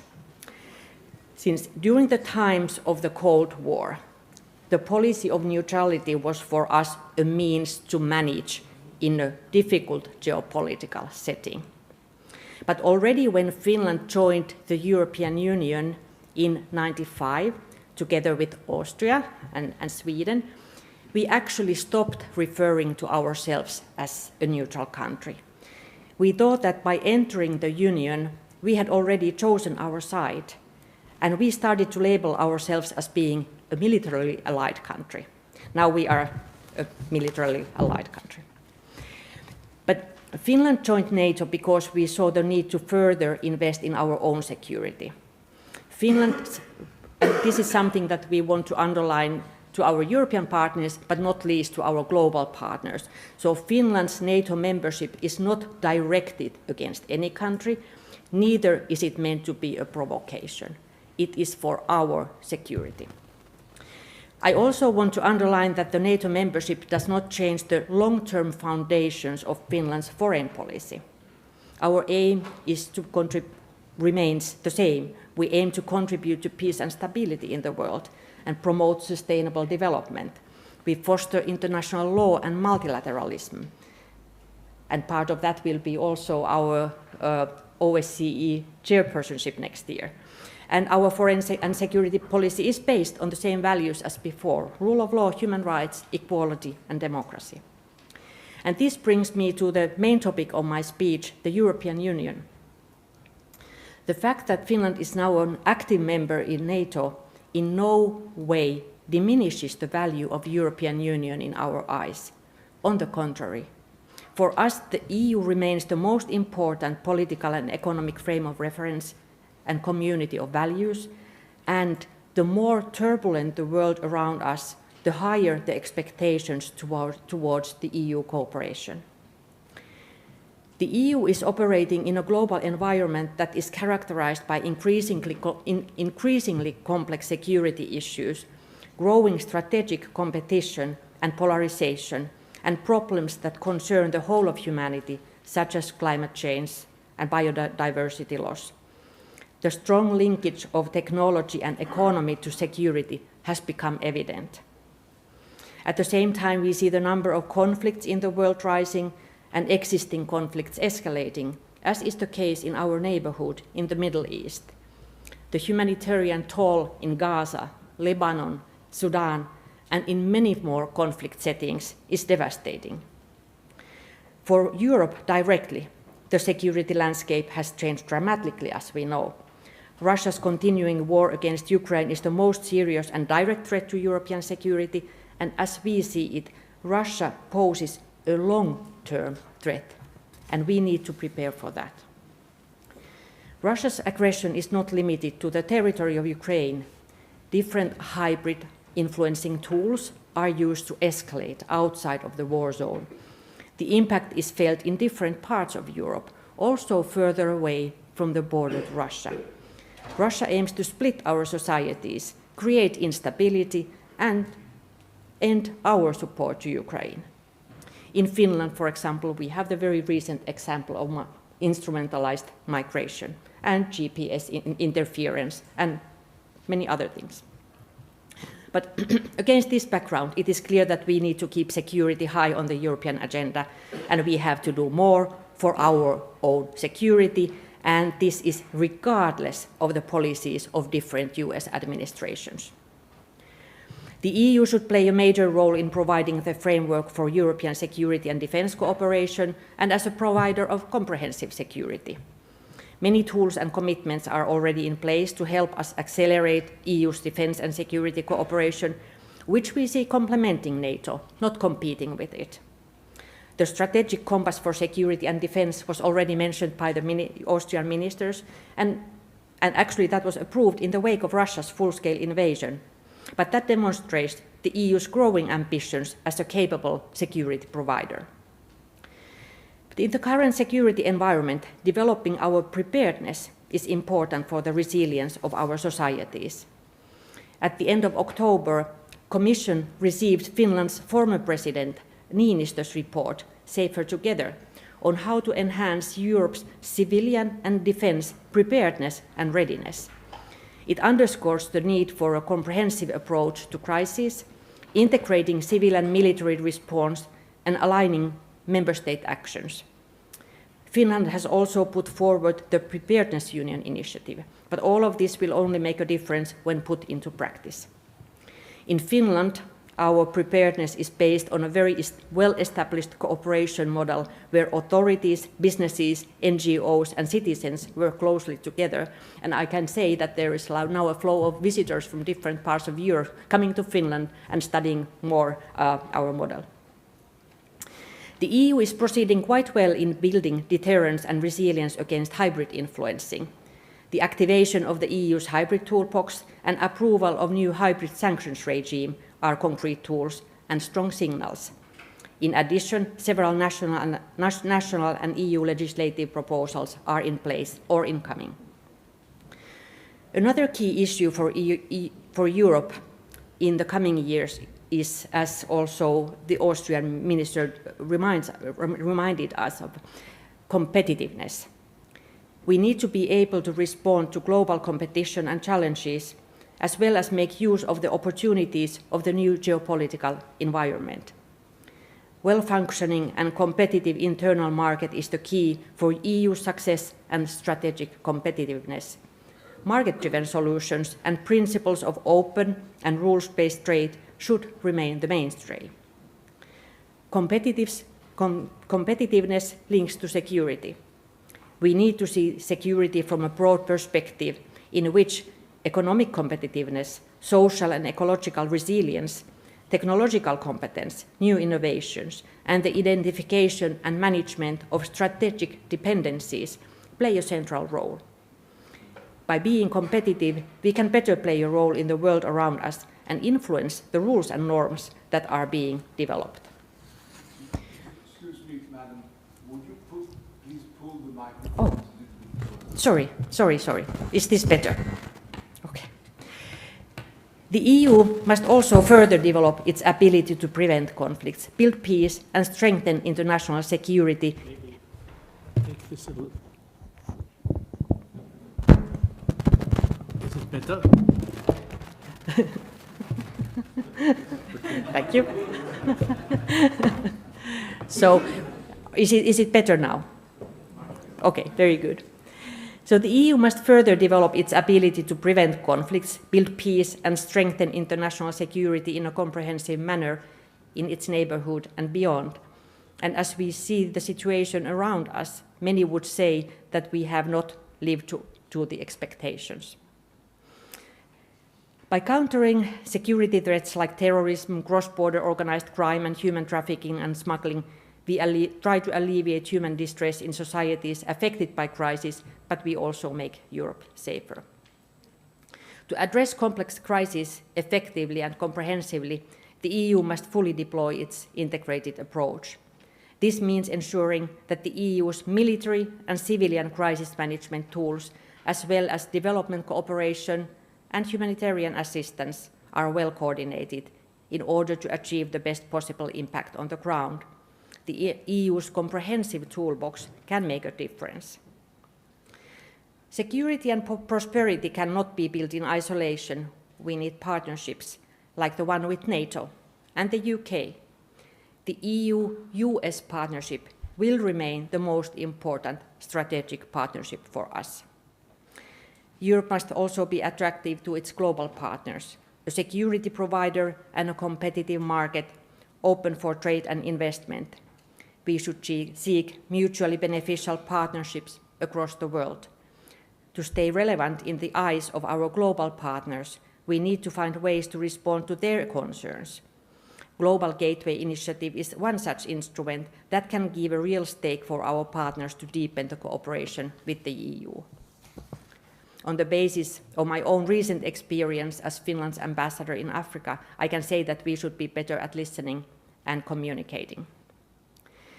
But we need the rest of the world to work with us in responding to global challenges and in maintaining the credibility of the rules-based international system. Ensuring the relevance of the UN will require a response to the requests of Africa and others on how to increase their representation in the Security Council. Finland's President Alexander Stubb made a proposal in this regard in his ANGA speech in New York in September. Our strength as Europeans and long-term stability is based on values: respect for human dignity, freedom, democracy, equality, the rule of law, and respect for human rights. It is key that we continue the long-standing policy promoting the rule of law and anti-corruption work in the EU. In the face of the increasing strategic competition and shifting geopolitical dynamics, we need more than ever a globally strong and well-functioning European Union. The best way for us to ensure that Europe is heard loud and clear is to speak with one voice. It is good news that the EU remains attractive to those European countries that are still outside of the Union. In the current geopolitical setting, the EU enlargement is linked to security and stability on our continent. At the same time, the process needs to be based on full completion of membership criteria, with rule of law reforms and a well-functioning market economy paving the way to the Union. This merit-based approach is ultimately in the interest of both the acceding countries and EU member states. The EU must also internally prepare for the next enlargement. We need to make sure that the union of 30 plus members will be an even more powerful actor globally. But before concluding, let me highlight the most urgent task that we have in relation to Europe's future, and that is, of course, support to Ukraine. We commend the bravery of Ukrainians in the face of Russia's illegal, brutal aggression. It is crucial that the European Union and us, member states, stay united in our support to Ukraine. Ukraine deserves our full support as it continues to defend its independence, sovereignty, and territorial integrity. This is about the fundamental principles of the UN Charter, and this is also very concretely about the European security order. And Europe has done a lot. European Union and its member states have so far provided Ukraine with 118 billion euros of support, of which more than 43 billion euros is military aid. This is a significant number, but we need more.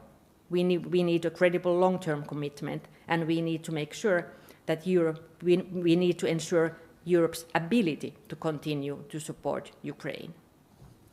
The Ukraine Assistance Fund under the European Peace Facility is a good example how European Union has managed to go forward. And the EU's military assistance mission in support of Ukraine has already trained approximately 60,000 Ukrainian service members, primarily in Germany and Poland. The EU has been able to launch a robust sanctions regime for Russia, but we need to work further in order to widen the scope of sanctions and to more effectively tackle the sanctions circumvention. Evidence from the battlefield shows that too many Western microchips and other electronics end up in the Russian military-industrial complex. At the same time, we will need to demand Russia's accountability for the crime of aggression and for the crimes against international law committed during its invasion of Ukraine, and hold Russia liable for all the damage it has made. We welcome the steps on using the revenues from immobilized Russian assets. It is clear, as we heard, that we would like to see peace rather sooner than later. However, it has to be a sustainable peace, a just peace for Ukraine, a peace that is based on the principles of UN Charter. The peace formula presented by President Zelensky contains the key elements for this.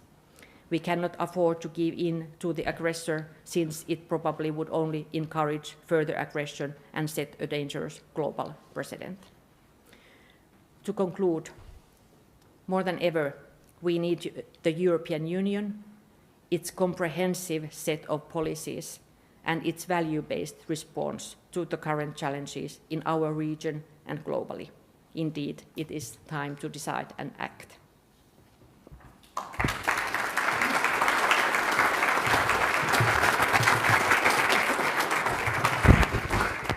Thank you so much for your speech, for your presentation, and also for remembering us, you know. On the one hand, you stated very clearly, NATO membership for Finland does mean more security. You also stated the importance of cooperation within Europe.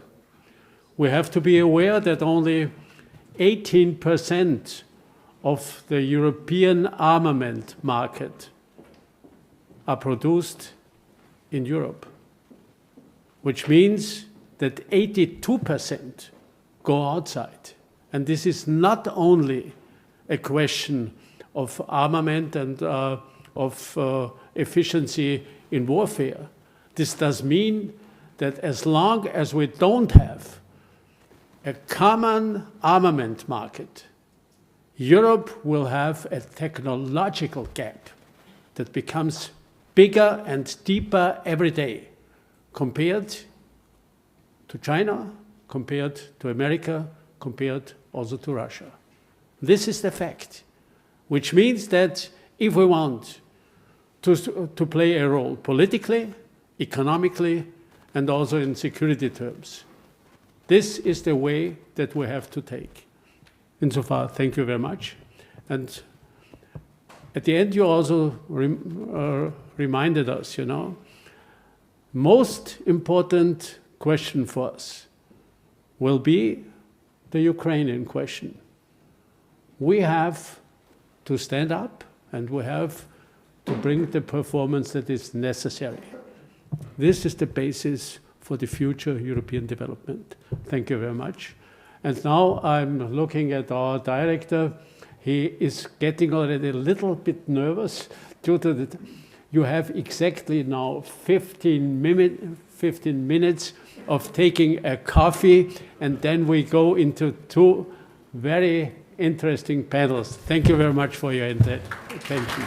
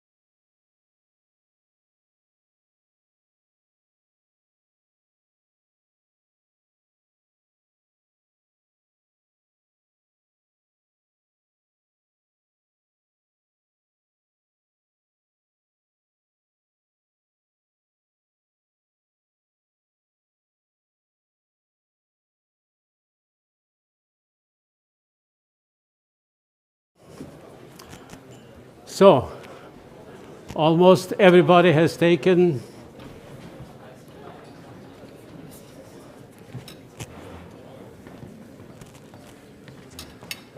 So now we do have two panels, one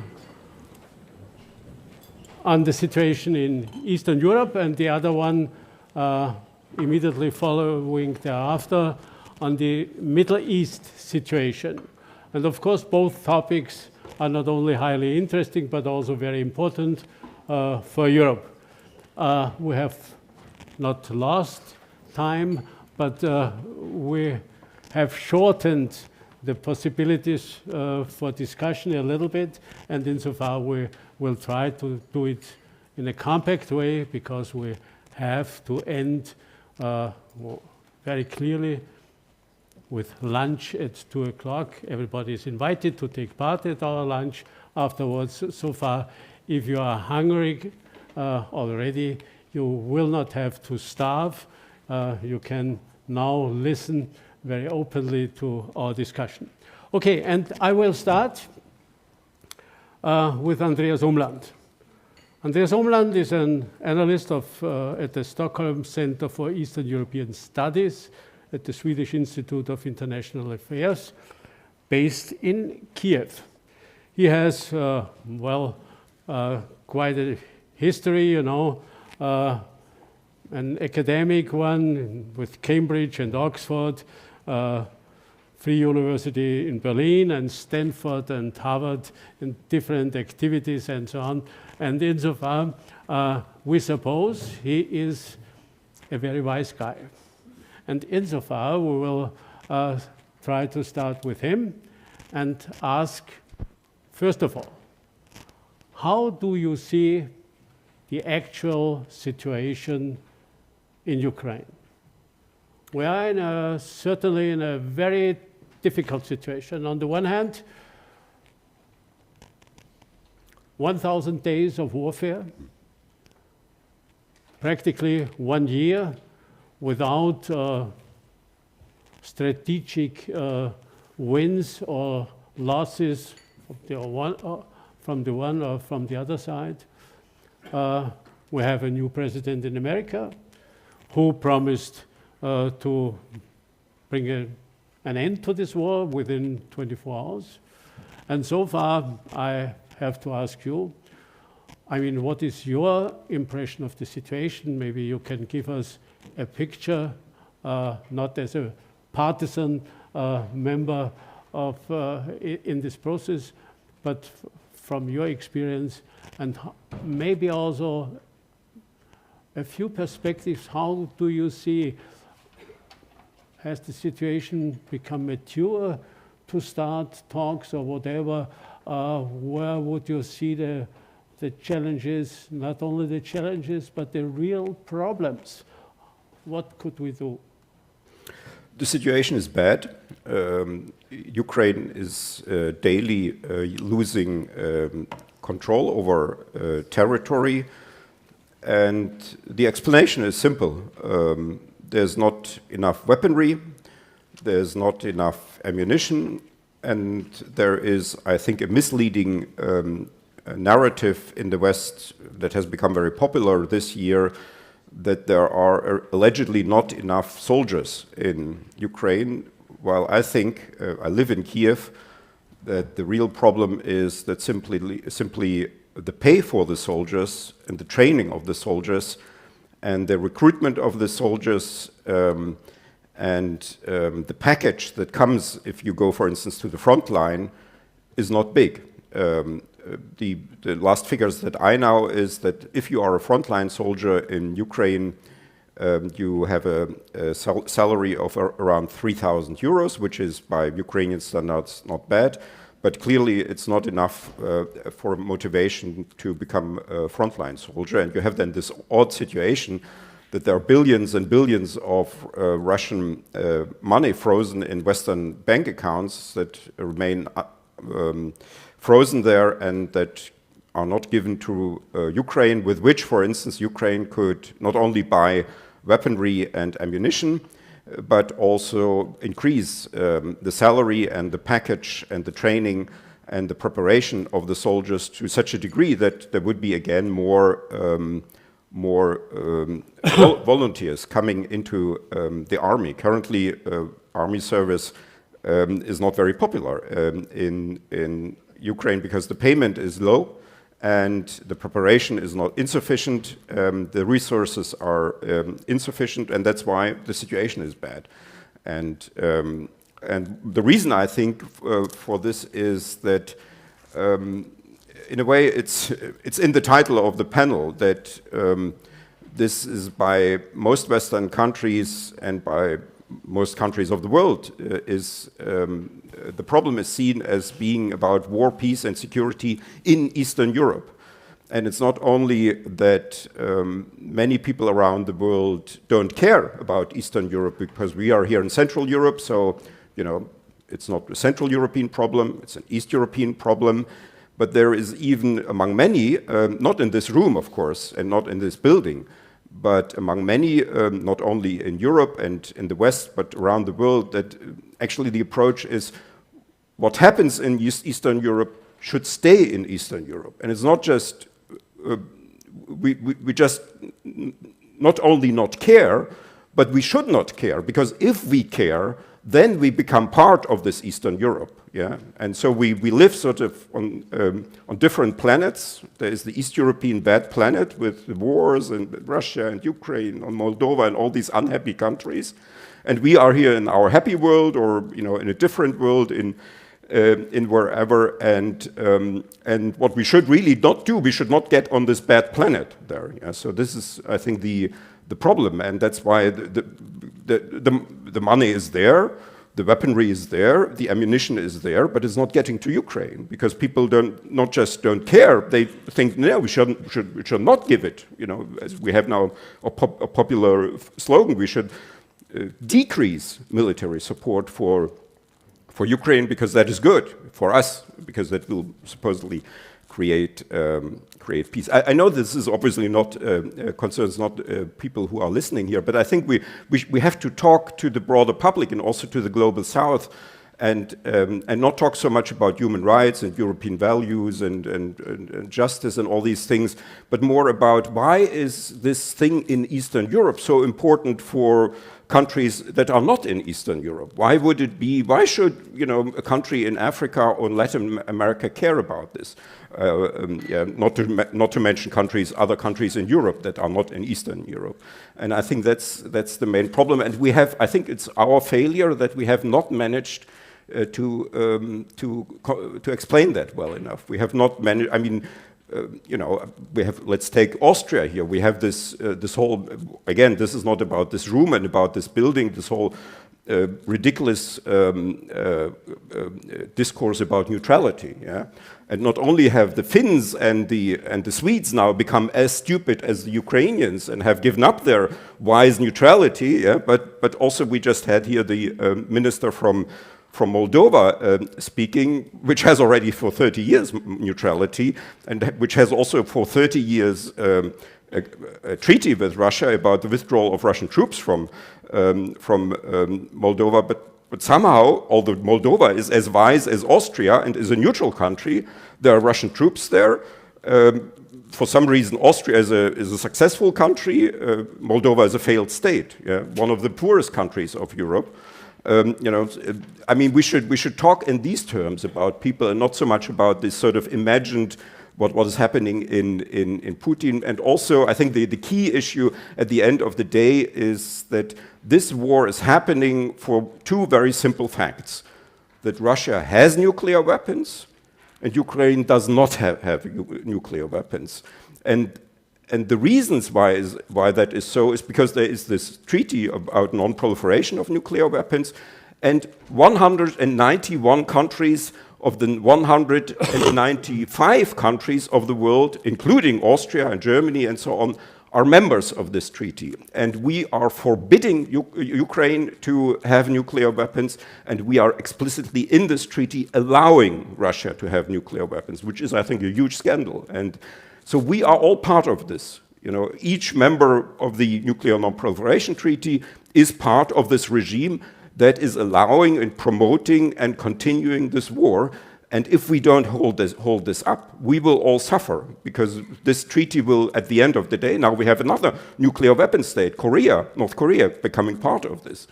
China is an official nuclear weapon state under the NPT, is part of this.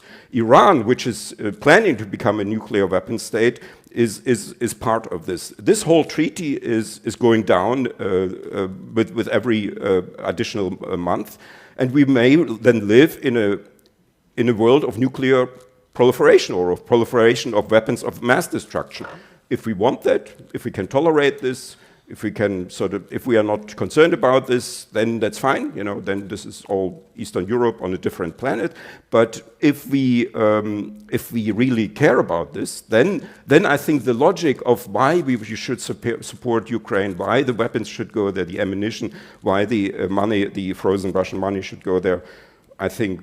And then we would have a different situation on the front line, and perhaps already the full restoration of territorial integrity.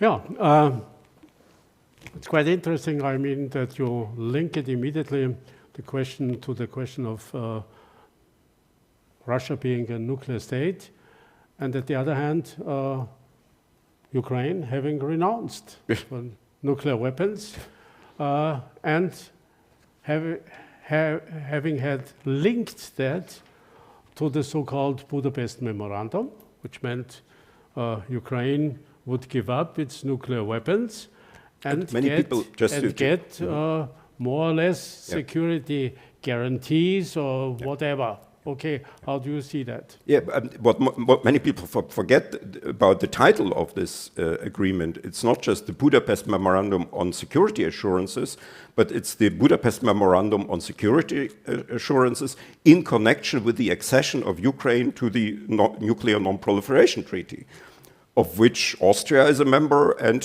190 other countries of the world are a member. Yeah. So this is I think this is the crucial thing here. And you know, I mean, imagine if Iraq had in 1990 nuclear weapons, or the largest nuclear weapons when it annexed Kuwait. Perhaps Kuwait would still be.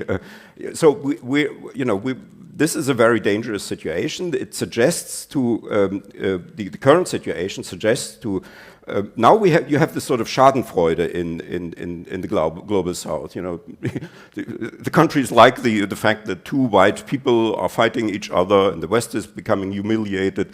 The US looks stupid in this. The EU looks stupid. But when the dust sets, and when we are out of this, I think there will be many countries in the global South who will have second thoughts about this, because this is something where, you know, this is about a world where might is right, where you can annex territories. If Trump gets through with his current so-called peace plan, and the US becomes actually a part of a deal in which the US would certify Russian territorial expansion at the expense of a non-nuclear weapon state, then the conclusion for many non-nuclear weapon states around the world will be that you should not be a non-nuclear weapon state. It's better to be a nuclear weapon state and to be as smart as the Russians and not as stupid as the Ukrainians, who even gave away their nuclear weapons. So, and that will be a different world, and I think many people just don't understand that. They think it's all about European values and solidarity and the poor Ukrainians and human rights and democracy, and I think we should not talk about that. We should talk about the elementary national interests of countries, of all countries of the world at the end of the day, because they all will be affected if we have let's say, not a proliferation of nuclear weapons, but of other weapons of mass destruction. Maybe countries in Asia or in Africa will conclude, okay, maybe it's too expensive to build a nuclear warhead, but we could have some virus that will kill all of the humanity and tell everybody that we have this virus now, because we cannot rely on international law or the UN or international solidarity and all this European value stuff. You know, at the end of the day, everybody is for her or himself. You know, you have to take care of your own national security, and then what you need is weapons of mass destruction, because you don't want to end up like as the Ukrainians. That will be the lesson for everybody from that. Sorry for getting a bit excited. Yeah, this was quite a bleed, you know, for rethinking the situation, but if I suppose that the nuclear powers will not give up their nuclear capabilities in order to become weaker, then Exactly. We will be confronted with such a situation if you try to look at it realistically. But, you know, I usually say a war will go to an end if one party has reached its war goals, or when both parties realize that they cannot realize their war goal anymore. And now we are in a situation, you know, that Russia has not reached at least its original war goals, for sure not. Okay, for Ukraine, of course, it will be enormously difficult to regain the lost territory. So far, one could say both parties have not reached or are in a situation where they cannot reach their war goals, at least not completely anymore. So are we now in a situation that talks about ending the war after 1 year of more or less stillstand came up, that it could start? I mean, I just want to have your personal impression. Yeah. One can... I mean, maybe Ukraine will have to sign basically a Minsk III agreement. You know, as Ukraine did not want to sign the Minsk I agreement, it did not want to sign the Minsk II agreement. These were just, Ukraine was on the verge of being, you know, destroyed back then. There was no functioning Ukrainian army. If now there's pressure from the US, perhaps, you know, reduction of deliveries of weaponry. Perhaps I could even imagine that Trump will pressure the European countries not to replace the non-coming American help with European weaponry. You could imagine something like, I imagine that the people in Washington who think this way. The question is that in our interest? I think we should, I understand that Poroshenko signed, he did not, Kuchma signed it on behalf of Poroshenko, the Minsk I, because they had no other choice. But were the Minsk agreements in our interest? Is the Minsk III agreement in our interest? Is it in our interest that Ukraine is so wise to give up territory to save the Ukrainian state? You know, that may be the Ukrainian logic to sign basically a Minsk III agreement. That is how I would simply call this, what has now been circulated as Trump's peace plan, where Ukraine gives up, as in Minsk I and Minsk II. But is it in our interest? You know, that's the end of as I see it, the end of the non-proliferation regime. The UN is becoming ridiculous. You have, you know, we have then actually 3 permanent members of the Security Council, Russia, China, and the US, who are reducing one of the founding members. The Ukrainian Soviet Republic was in 1945 a founding member of the UN, who are reducing the territory of this. I mean, is that really in our interest, that this whole post-1945 order goes down the drain? So that is what we have to decide for ourselves. The Ukrainians may have to decide to sign something that will be forced upon them because they have no other choice. But it's all about us. It's not about Ukraine. I mean, the US made Ukraine to give up the nuclear weapons in 1994. Yeah? And well, you know, we were not engaged in that, but I think many people in Germany, I don't know how in Austria, were very happy about the US achieving this marvelous result of disarming Ukraine. You know. So we did that, you know, and we did not let, we Germans, we did not let Ukraine in 2008 into NATO. We had, you know, the modernization partnership with Russia. We armed Russia in an indirect way with the gas trade and so on. We prepared this war. We got Ukraine into this problem, and is it really now a good strategic decision to turn Ukraine into a failed state? We still have not introduced any sanctions against Russia concerning Moldova. You know, we are waiting for 30 years. Russia is, the same goes for Georgia, for the Sarkozy plan from 2008. We have no sanctions for these two countries because these countries are, I guess, for most people, I would say in German, Kikifax.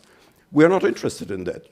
Let's let these countries be failed states. Let Russia have these republics and whatnot.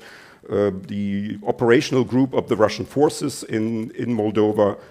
And we still not have. We're waiting, and Moldova is a neutral state, Wouldn't it be great if Austria, as a neutral state, would help the neutral state of Moldova by imposing sanctions on Russia for a 30-year violation of the treaty on the withdrawal of Russian troops from Moldova? That would be an excellent idea after 30 years. Better late than never.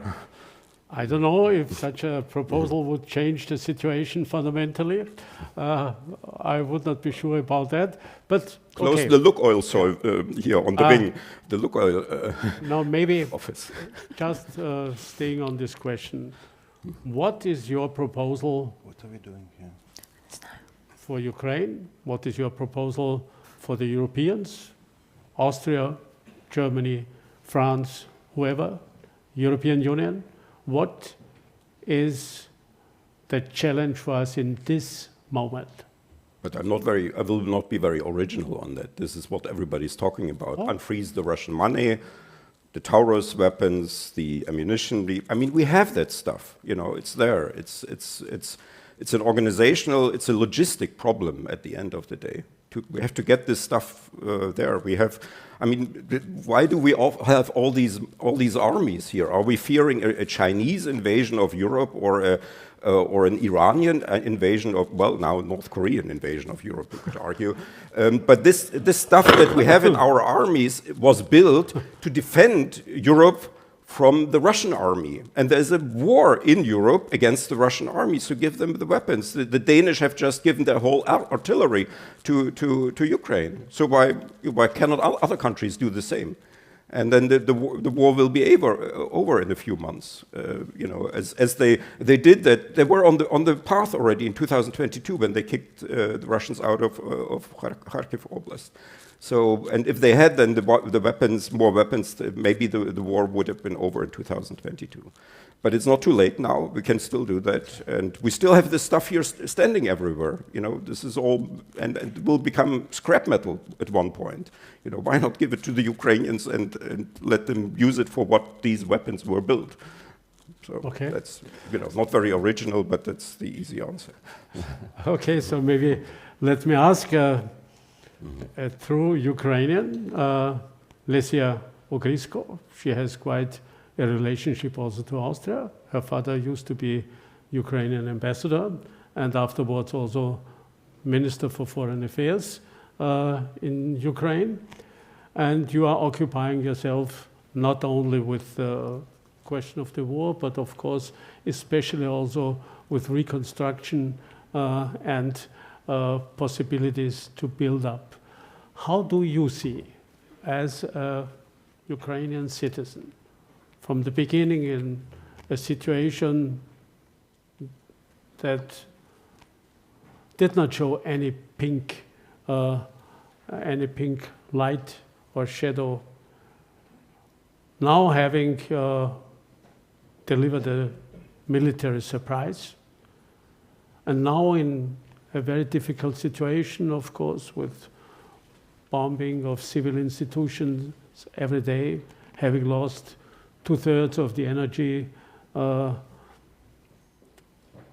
And how do you see the situation, and what would be your proposal to do as the next steps? Thank you so much, Herr Fasslabend, Excellencies. It's a great pleasure to be joining you today, and especially in Vienna, as you rightly mentioned, a place very dear to my heart. In your earlier remarks, you were talking about almost 1,000 days of this war, but I'm very sure everybody understands that this war is ongoing for much longer. It's already for at least more than 10 years since 2014. And if you allow me, I will just kickstart with a personal story. Back in 2013 and 14, I was living and working in beautiful Spain, in sunny Madrid, in my own think tank bubble, dealing with research on international relations. But you know that 2013 and 14 in my country have been truly revolutionary on the one hand, and unfortunately very saddening, starting from 2014 when the annexation of Crimea started and then the war on Donbass. And this is where, when I decided to come back to my country, I myself from Kyiv, but I went to the east of the country, starting with humanitarian large-scale operations, and then I moved into human rights, and I was working in the UN Human Rights Mission in Ukraine, on the Donbass and throughout Ukraine. And something that stuck me then, and something that I now keep being repeated 10 years after, are the stories of Ukrainian civilians and Ukrainian armed forces that have been illegally captured by the Russian proxies or by Russian troops. And the story goes very simple. They come back from captivity and they say, do you know what the Russians were telling us back then? They were saying, we will first come and get you. We will invade your country and get your people, and then all together we will be heading west. And this is exactly the same storyline, if you will, that my fellow human rights workers, I don't do that any longer, but my colleagues still do. And they get and they carry the same messages now when they interview Ukrainian armed forces, the servicemen and service women that have been in Russian captivity. So I think when you're trying to find a solution to a problem, at least you have to start asking the right question. And I think the right question is not, how we Ukrainians see the situation and what our strategy is, because let's be honest, we have a strategy. It has been already delivered by a Ukrainian president with a victory plan, with a peace formula, etc. But the right question is, what is our plan? And I think this is one of the biggest challenges that we are talking about here, is that the West doesn't have a plan still. 3 years after, 10 years after, we collectively don't have a plan. And I'm not talking about this wobbly feet dragging of not letting Ukraine lose, but not letting Russia win type of assistance. I'm talking about a really coherent plan of how can we sustain a Ukrainian victory and a sustainable peace on European soil for the longer term. So the problem is that we don't have this plan, is number one. And the second problem is that the West, and I'm talking about the predominant number of countries, perhaps not about the Poles, the Baltics, and the northern European countries, but the other majority of European countries still does not see it as our war, as Andreas rightly mentions. It's this Eastern European, this Ukrainian problem. Now, I watched the other day a very interesting documentary by CNN, which was looking into it. It was basically an investigation of Russian sabotage actions throughout 2014. Now, a very interesting fact that struck me: the first half of 2024, Russia has organized sabotage actions in more than half of European countries. Just imagine that. And we are talking about all sorts of violations and sabotage, starting from association attempts to attacks on critical infrastructure, the cyber, the violation of maritime space with civilian vessels, the violation of airspace, and we can go on. The Russians, as we all know, are very creative when it comes to their different sabotage operations across Europe. And what was the answer of the collective West? Well, there was no answer. We all know that. And I think this is also part of the problem. I usually like to talk about the analogy and the analogy about the plane, that we are all sitting on the same plane, we sit on the same flight. Now, the Western Europeans are happy to be in first class. We Ukrainians are in the economy class. The economy, the part of the plane with the economy class people is on fire. We are paying with our lives and with our blood to secure that the fire doesn't approach, at least yet, the first class people, but we are still on the very same flight, and sooner or later this will come to you. Maybe continuing with the same analogy about the plane, the other true reality is that we have to fasten our seatbelts and be prepared to be flying into a turbulent zone. In fact, we are already on this turbulent zone. Now, the two bad news about this is that this turbulence zone would not last like on a usual flight for 1 or 2 minutes. We're talking about years, and we're talking about perhaps decades of really very turbulent times ahead. We can discuss the North Koreans, the axis of evil with Iran, China, etc. I'm sure we have covered it yesterday and today a little bit. But the second bad news about this turbulent zone is that the West, and specifically Europe, is not prepared for it. And when we're talking about prepared, I mean two things. One, infrastructurally.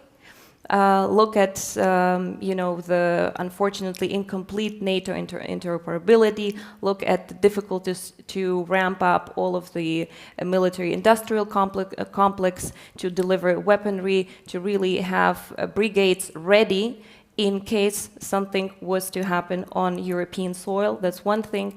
And the other, which might be even more important, although it's more of a soft issue, and that is mentally. I think one of the reasons why everybody in Europe keeps on asking us Ukrainians, what is the recipe for this resilience that you have? Why did we stand the first 3 days, the first 3 months, the first now three years, and we will further stand? It's because many in Europe don't imagine themselves doing the same as Ukrainians did. And I think one of the key reasons for this, especially here in Central Europe and Austria, but in many countries across Europe as well, is this whole notion of pacifism. And I think pacifism is, of course, a very noble theoretical term, and it has definitely its virtues. But I think the distortion in European minds about pacifism being peace at any cost is basically the price that you will pay for another war in the shorter or long term. I believe that this pacifism rests on absolutely disunderstanding of the nature how you have to deal with Russia, how to deal with authoritarian regimes. I think it rests on the ignorance of how many times Ukraine has been trying to negotiate. Look, for example, from 2014 up until 2022, there have been in total over 200 attempts or talks between Ukraine and Russia, and you see the result of it, a genocidal war on European soil. So I think this pacifism is really the mind frame that we have all to overcome in order to be ready for the turbulent zone that we are approaching or already started. And I would just finish off by saying that the mind frames that we are at, or we're looking at as Ukrainians, when we are speaking with our international partners, is very often, we are sorry for what is happening in your country, but why should we help? And I think we will be transitioning very soon, if we will further continue to be in this mind frame, into the next mind frame. That is, we are very sorry about what is happening in your country, but we have now our own security problems.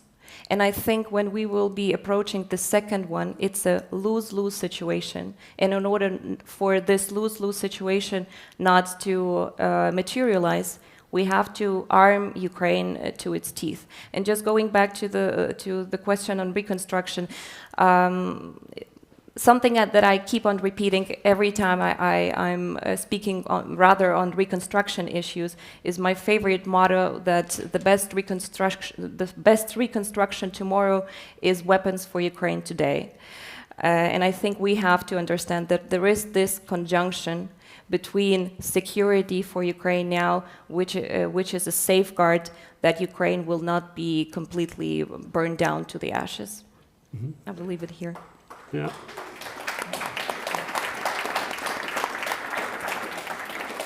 Just a short question. When we are talking about reconstruction, what about is the volume of damage in Ukraine that has happened by this warfare?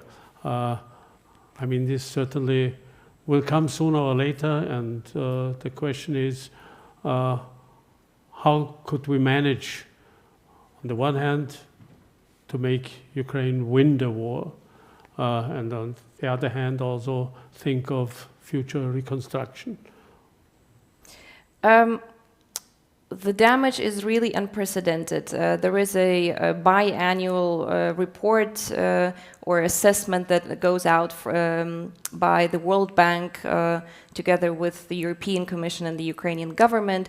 It keeps being updated. From what I remember, the last figure is $482 billion that would be required to reconstruct everything in Ukraine, but we have to also bear in mind that this, by talking about these figures, we talk only about the parts of Ukraine that are not occupied. So we don't count Mariupol in, we don't count much of the eastern part of Ukraine, basically all of Donbass. So I think once we have liberated these territories, the numbers will unfortunately go up again very much higher. Now the question is where to find the money, I think, is one of the biggest and the most crucial questions we have to ask. And I think here, just like when we're talking about how to get funding for Ukraine's army, one of the easier, let's say, answers would be to finally make use of the over $300 billion that are now in European bank accounts. I think we have now a strategic window of opportunity during the lame duck period in the US, where the US outgoing president administration could be brave enough to be pushing this matter higher than just making use of the 50 billion that has been promised now under this arrangement with the G7.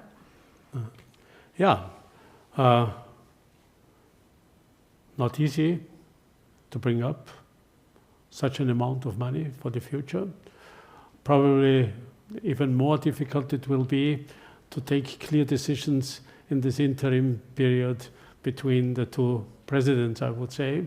And insofar, probably we all will have to wait for the Trump administration without having a clear line and direction before. Okay, now I want to go to our third panelist. He is the director of the Center for Democratic Integrity. Anton Shokotsov is situated with his institute in Vienna, in Austria. And he is occupying himself quite a bit with the question of warfare without armament, which means the influence of authoritarian systems, and especially in this case, of course, Russia, on politics outside of their immediate sphere of influence. How do you see the situation? We have talked already today a little bit about Moldova. Most people are not aware of the strategic importance of this country. I mean, if you look to the map, you can see, you know, Moldova is the eastern side of Ukraine.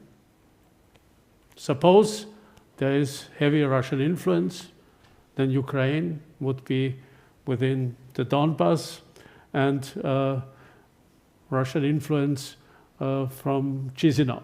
Okay, so far this certainly has a clear strategic impact. But beyond that, you know, and we have heard already that, of course, something was going on during the election period and so on. But how do you see the situation beyond that? How is the situation all over Europe? Thank you very much for this question, and thank you to the organizers of this conference for having me. In addition to having a small NGO, I also teach as a visiting professor at the Central European University, and my main course there is on political warfare. And political warfare, sometimes it is dubbed by information warfare or hybrid warfare, the term that I actively dislike. But this political warfare, it's a gray zone between peace and conventional war. And there's a huge gray area where everything is allowed, and as Oleksii Reznikov already mentioned, everything can be weaponized, everything. So Russia has been waging a political war against Europe, against the West for many years now. The framework of political war can also provide for various escalatory steps. Now, if one step does not work, so for example, weaponization of soft power, if that doesn't work, a country, in our case, Russia, can step up and do something, more. Just, going up, and up. The invasion of Ukraine in 2014 was Russia's admitting the defeat of its political war. Yeah? So for Russia, they realized that neither attempts to corrupt Ukrainian politicians, nor having pro-Russian parties in Ukraine, nor many other tools of political warfare that they used, they all failed.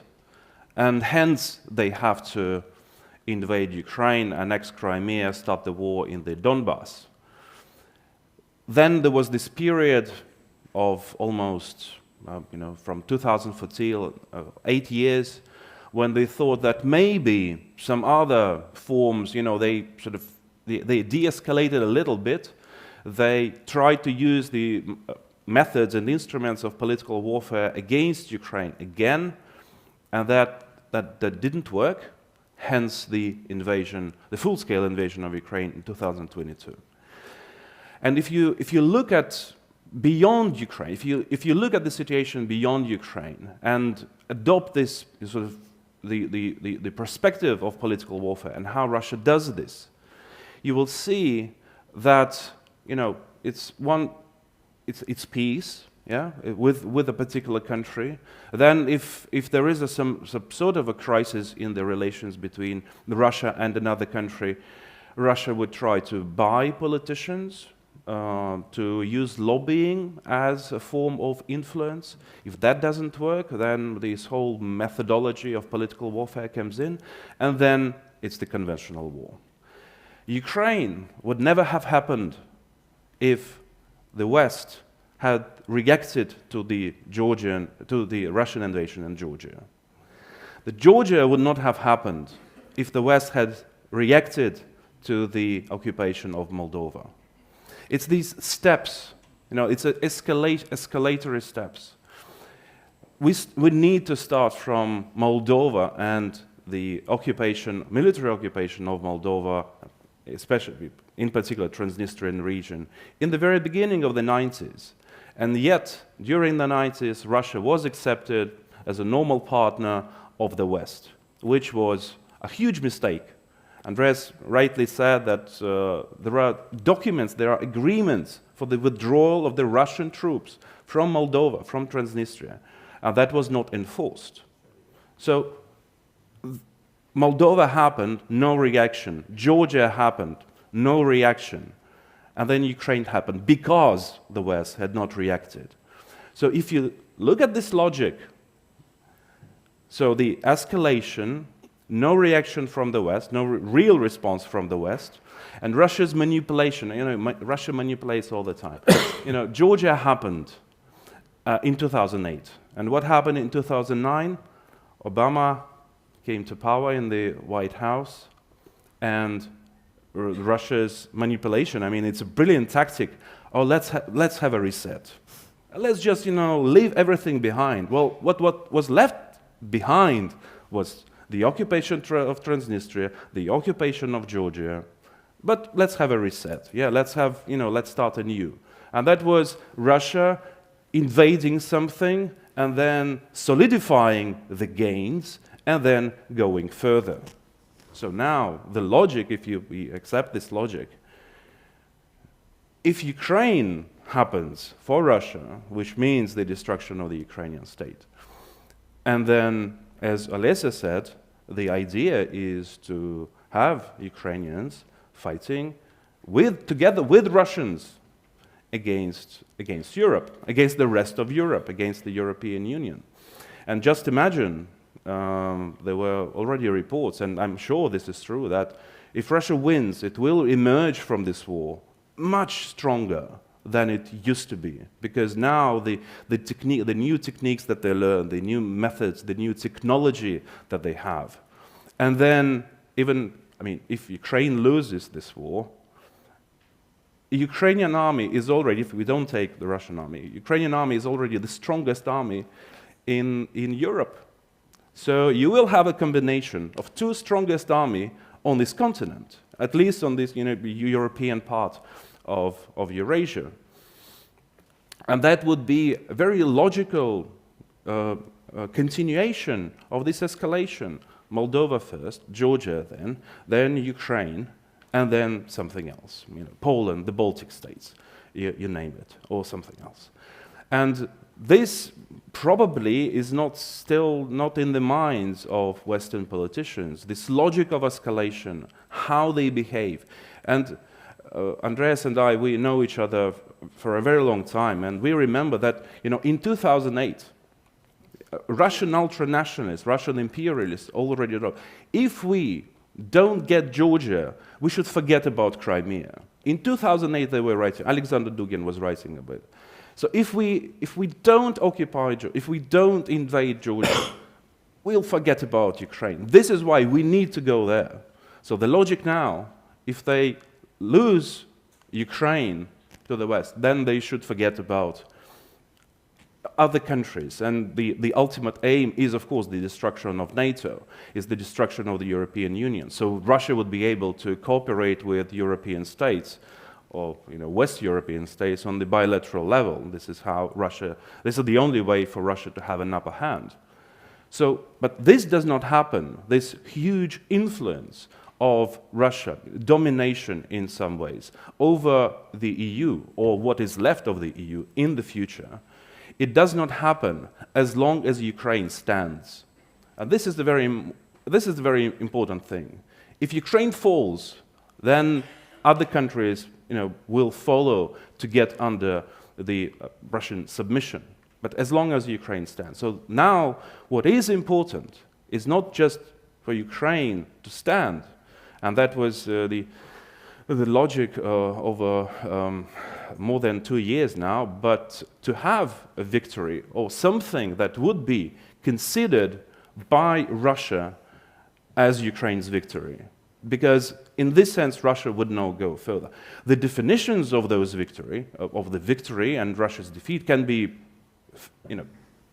multiple.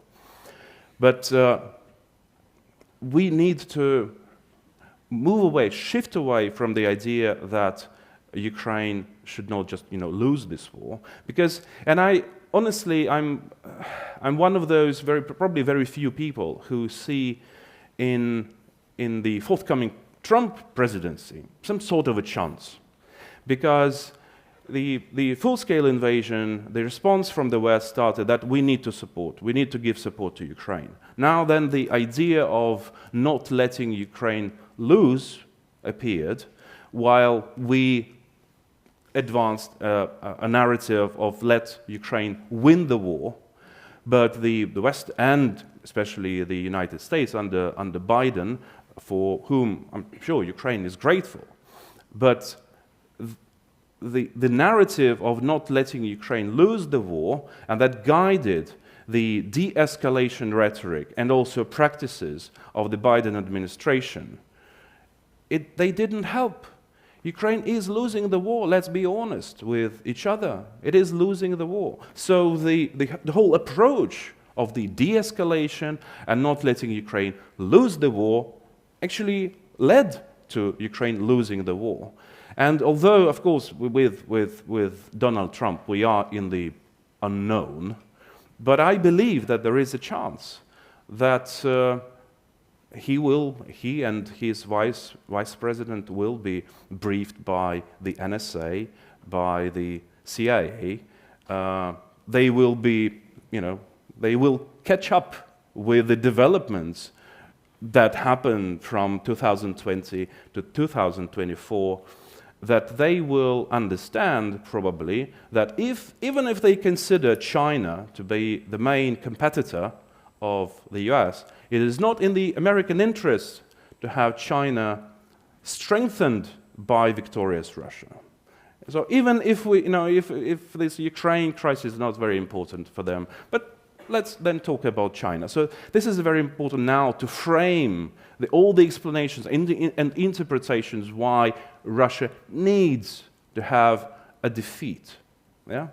We can talk about, again, how this can be defined, this defeat. It's not that Ukrainian soldiers are marching on the Red Square, although I would love to see that happening. But just some sort of defeat that will stop Russia from going forward. I'll stop here. Yeah.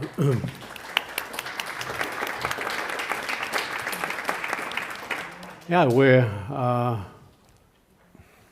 have become a very serious discussion about our psychological, our political status in Europe. And Silvia Ogrisco said, okay, she mentioned for the first time the word of pacifism. So, I mean, if you look to the European situation, probably one of our big challenges is that at the moment there's nobody in Europe that really is going to overtake a clear lead and also has the potential. Germany could have it, should have it. On the other hand, Germany is still probably psychologically suffering of re-education after World War II in a direction to become pacifist. Out of a military country, become a pacifist. Now the Germans are pacifist, and obviously this is a handicap for the future development of European security. How do you see that? Yes, frankly, I'm not too unhappy about the current political crisis in Germany and the upcoming breakup of the current coalition, the traffic light coalition, Ampelkoalition, because I think the main problem here are the Social Democrats, and I think one of the reasons that we have this pacifism, because we have still a very lively mythology in Germany about the so-called Neue Ostpolitik, the new Eastern policy of Willy Brandt in the early 1970s, and there is surprisingly widespread mythology and almost magical thinking that what the Social Democrats did in the early 1970s somehow prepared perestroika and glasnost and the end of the Cold War in the late 1980s. Although, you know, there's no connection to my knowledge between these two events. And in fact, the Soviet Union prepared and developed the infamous SS-20 missiles during this period of reduced tensions, during the preparation of the Helsinki Declaration, and then after the Helsinki the foundation of the Conference for Security and Cooperation in Europe. Soon afterwards, these middle-range rockets appeared in Europe, and then there was a huge increase of the result of this conciliatory approach towards Moscow was an increase in tensions, the invasion of Afghanistan, martial law in Poland, and then in the early 1980s we were on the verge of World War III, and apparently we were just saved from World War III from a low-ranking Soviet officer who recognized that there was a technical problem in the early warning system of the Soviet technology, and then prevented an outbreak of World War III. And this, unfortunately, this is still very popular, and therefore there's still these lots of people, millions of people who think we need a new Eastern policy, we need some sort of conciliation, give them something, you know, and then somehow. Also this, I think, again, not in this room, but I'm afraid also in Austria, there is this belief that there's peace because we are so peaceful. You know, this is the reason. And if Ukraine would be only more peaceful, then the Russians would obviously also be more peaceful, you know, which is a magical thinking, and unfortunately it's very widespread. I don't know what to do with that, but if we have perhaps soon a new coalition in Germany, then perhaps there would be then a new cooperation with France, and now we have a good noise from Macron coming. Maybe there is then the chance to finally to come to some sort of more resolute politics. But apparently we will have to wait until January. It's not that I'm a fan of the CDU. I can say here I'm sort of mentally a social democrat, I would call myself. I just think that the SPD is not really having a social democratic foreign policy.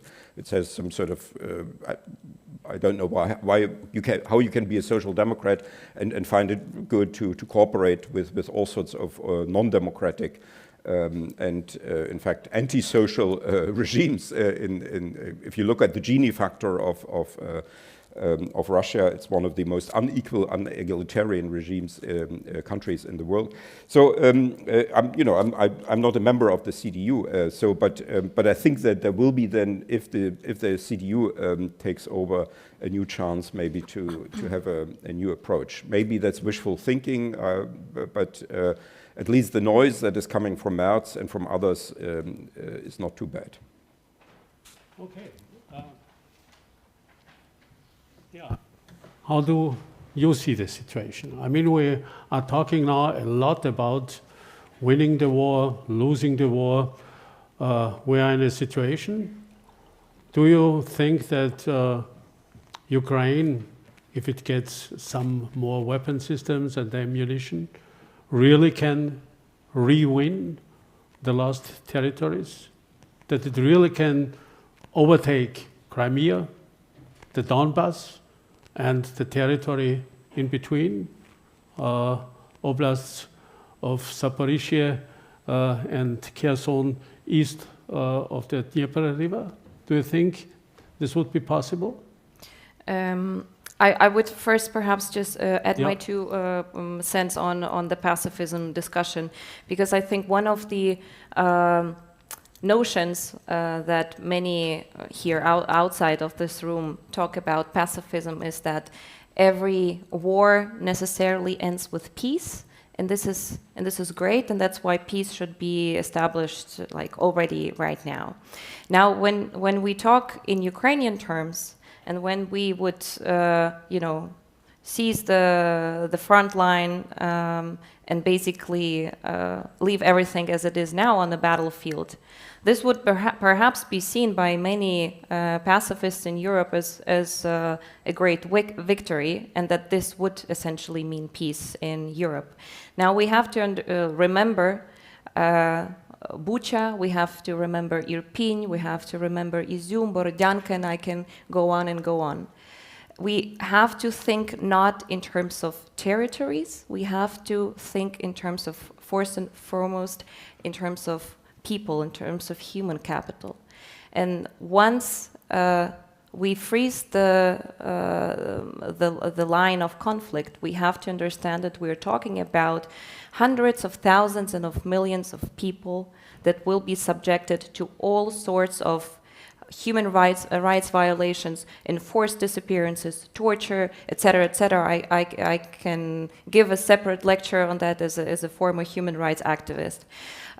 So if this human suffering is the notion of peace from the viewpoint of European pacifism, then I think we arrived at a very gloomy spot nowadays.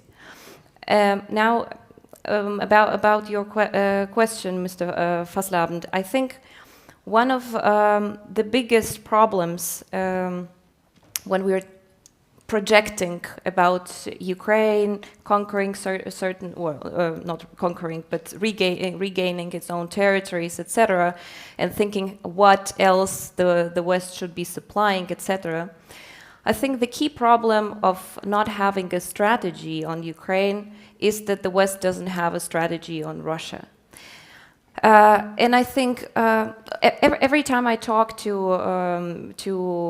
different political circles or think tankers around the world about possible future scenarios of Russia, and when I try to say that there are certain other scenarios apart from the most unlikely, which is the democratization of Russia, and this is unfortunately the only scenario that most of European leaders would like to talk about, although Russia in all of its history has zero reference to any democratic rule, forgetting that democracy is something that is built up from bottom up and cannot be imposed by just a leader, forgetting that the war is not Putin's war, but it is a war of all the Russian society.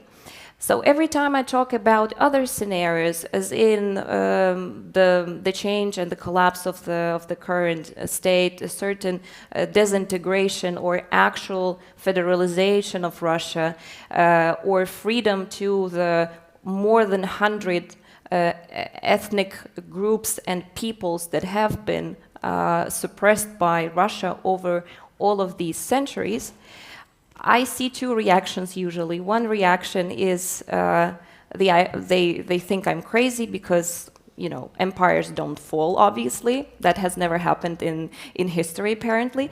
Or the second, and this is the one that appears much more often, I see fear. And I think this is the fear that is one of the biggest drivers and one of the biggest explainers for why the West is just dragging its feet and spoon-feeding Ukraine. Here a tank, here an artillery system, here maybe a couple of drones, etc.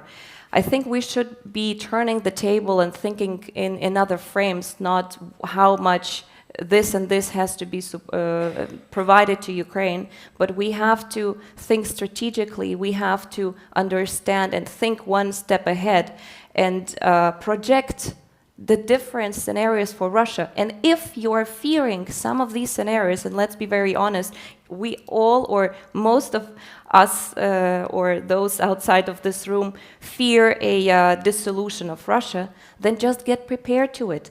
Then come up with different mitigation strategies. Then think how you can handle certain situations that you wouldn't want to happen in the future.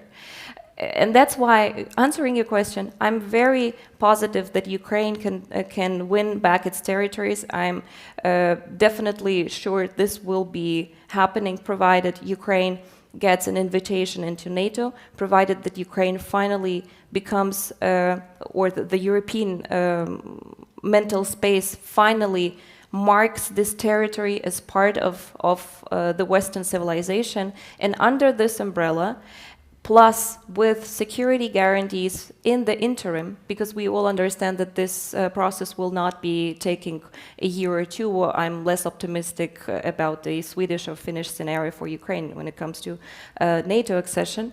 In the interim, we definitely need a very big security booster from certain countries. I'm sure we all understand what I'm talking about.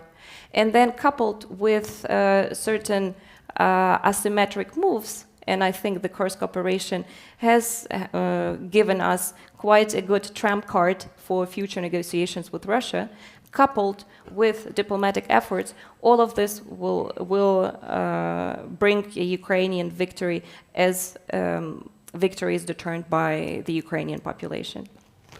Yeah, then thank you very much. I would like to ask you also, but rather, I'm looking at the clock and I try rather to finish due to the fact that we will have the opportunity to see you maybe more often here in this room and discuss with you. I will try to come to an end. And if I look at my mood after this session, I have to express I have become very serious about the situation. And I guess most people in the room have become very serious. What we can take out as a lesson probably is when you miss the first opportunity, you will get in danger that you will get some more challenges. I remember very much, when there was the invasion in Georgia, it was only Sweden that reacted by enlarging its military budget. The only state, not only in Europe, but in the whole West. So far, awareness certainly is extremely important. The fact that we are innerly not prepared for such a situation, it comes to the surface. This is clear. But already after 2 years of war, we also have to think what is the best, or even what is maybe the only way out of this situation, and what can we do in order to enforce it. I do not have a clear solution for anybody.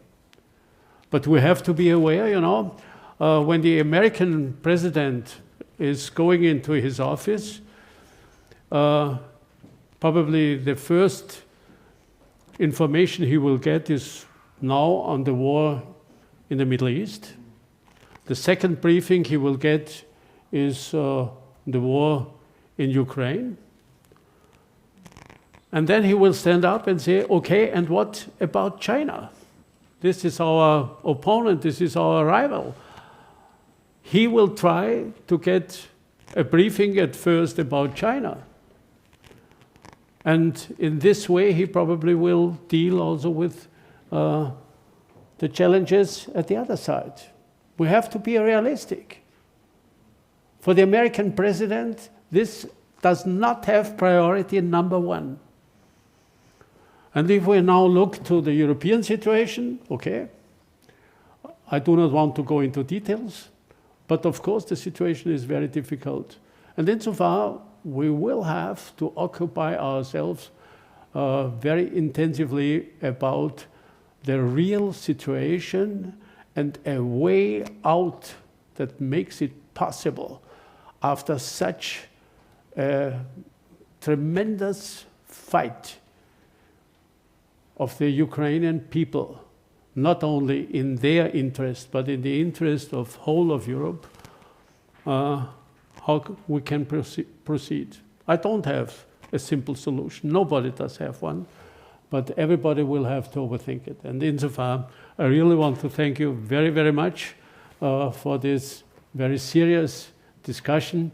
And okay, we will finish now and try to go into the next and last sample that certainly is not less complicated than the situation in Ukraine. Thank you very, very much.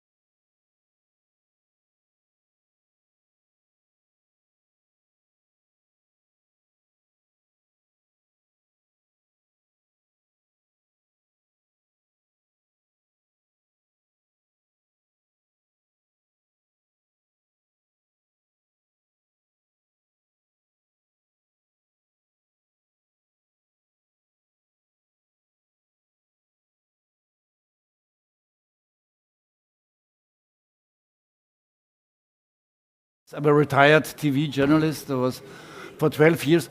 Could you please stop talking? Please, would you be so polite? Please. Okay, thank you. I was for 13 years. I was leading the correspondence office of the Austrian television. In 2019. I was for 6 months correspondent in Israel. I'm happy to welcome here on the panel, Middle East at the Crossroads, Mr. Dlava Al-Aldein. He's the founding president of the Middle East Research Institute, former Minister of Higher Education and Scientific Research in Kurdistan Regional Government and Professor of Medicine at Nottingham University, UK. Very warm welcome, sir. Here on the other side, Wolfgang Pusztai, Chairman of the Advisory Board, National Council on US-Libya Relations and Senior Advisor of the Austrian Institute for European and Security Policy. And later on the internet will join us Mary Fitzgerald, non-resident scholar of the Middle East Institute in Washington, D.C. The line is not ready yet. Sir, Professor, after 1 year now of the terrible war in Gaza, 1 year after the Hamas onslaught on Israel, from your point of view, where are we now? How do you see the current situation in the Middle East, and how did we get there? Thank you. Thank you so much. How did we get here, and where are we going from here? Not here, there. Yeah. First of all, I thank you, the organizers, AIES, and everyone else, to be here with you, such a fine group of people. It's a privilege. I will talk about the big picture in the Middle East. I know there are some very good experts here, but not everybody is deeply familiar with the dynamics in the Middle East. But at the end, I'm going to focus on two issues. One is the word deterrence. The other one is the word leadership. It is a game of deterrence, and I'll explain how. This year, it's the 45th birthday of Iranian regime. The Iranian regime was only a year old when Iraq attacked it, supported by the United States, the West, and many Arab countries in the region. 8 years later, both countries went bankrupt, but Iran survived it. This war shaped Iran's strategies up until now. It's security focused. It needed to make sure this will never happen again to it. Coupled with its own ambition of spreading or advancing its empire building or exporting the revolution, it meant that they start with Iraq and the rest to make sure that every country that poses a threat is not in a position of posing a threat. And that includes Israel and the United States. So Iran survived that war and then took every opportunity that came to the Middle East to advance its strategies and achieve that. So regime change in Iraq, 2003, was one of those. The United States became a belligerent occupier of Iraq, but very quickly disengaged, especially from Obama days. Iran managed to overwhelm Iraq's decision-making process, undermine it, and then weaken the state. It then took the Arab Spring as an opportunity to do exactly the same to both Syria and Yemen. Again, undermined it. These countries were already fragile, moving into greater fragility, almost to the brink of failure, or failed. The same happened in Lebanon. So if you look at the picture, you may find a lot of state, non-state actors mixed up together. The Middle East fragmented, divided along sectarian, religious, and ethnic lines, and everybody's militarized, polarized. Then we have another complexity added on to the local dynamics, and that's regional rivalry, as well as global rivalry. But from the day that the United States refused to lead and disengaged, it created a new situation, a new environment for regional powers to take matters into their own hands. none of whom are actually interested in democracy, stability, good governance, or any of those values. So they took matters into their own hands. Iran emerged strong. Turkey, Israel, and finally some of the Arab countries got their act together.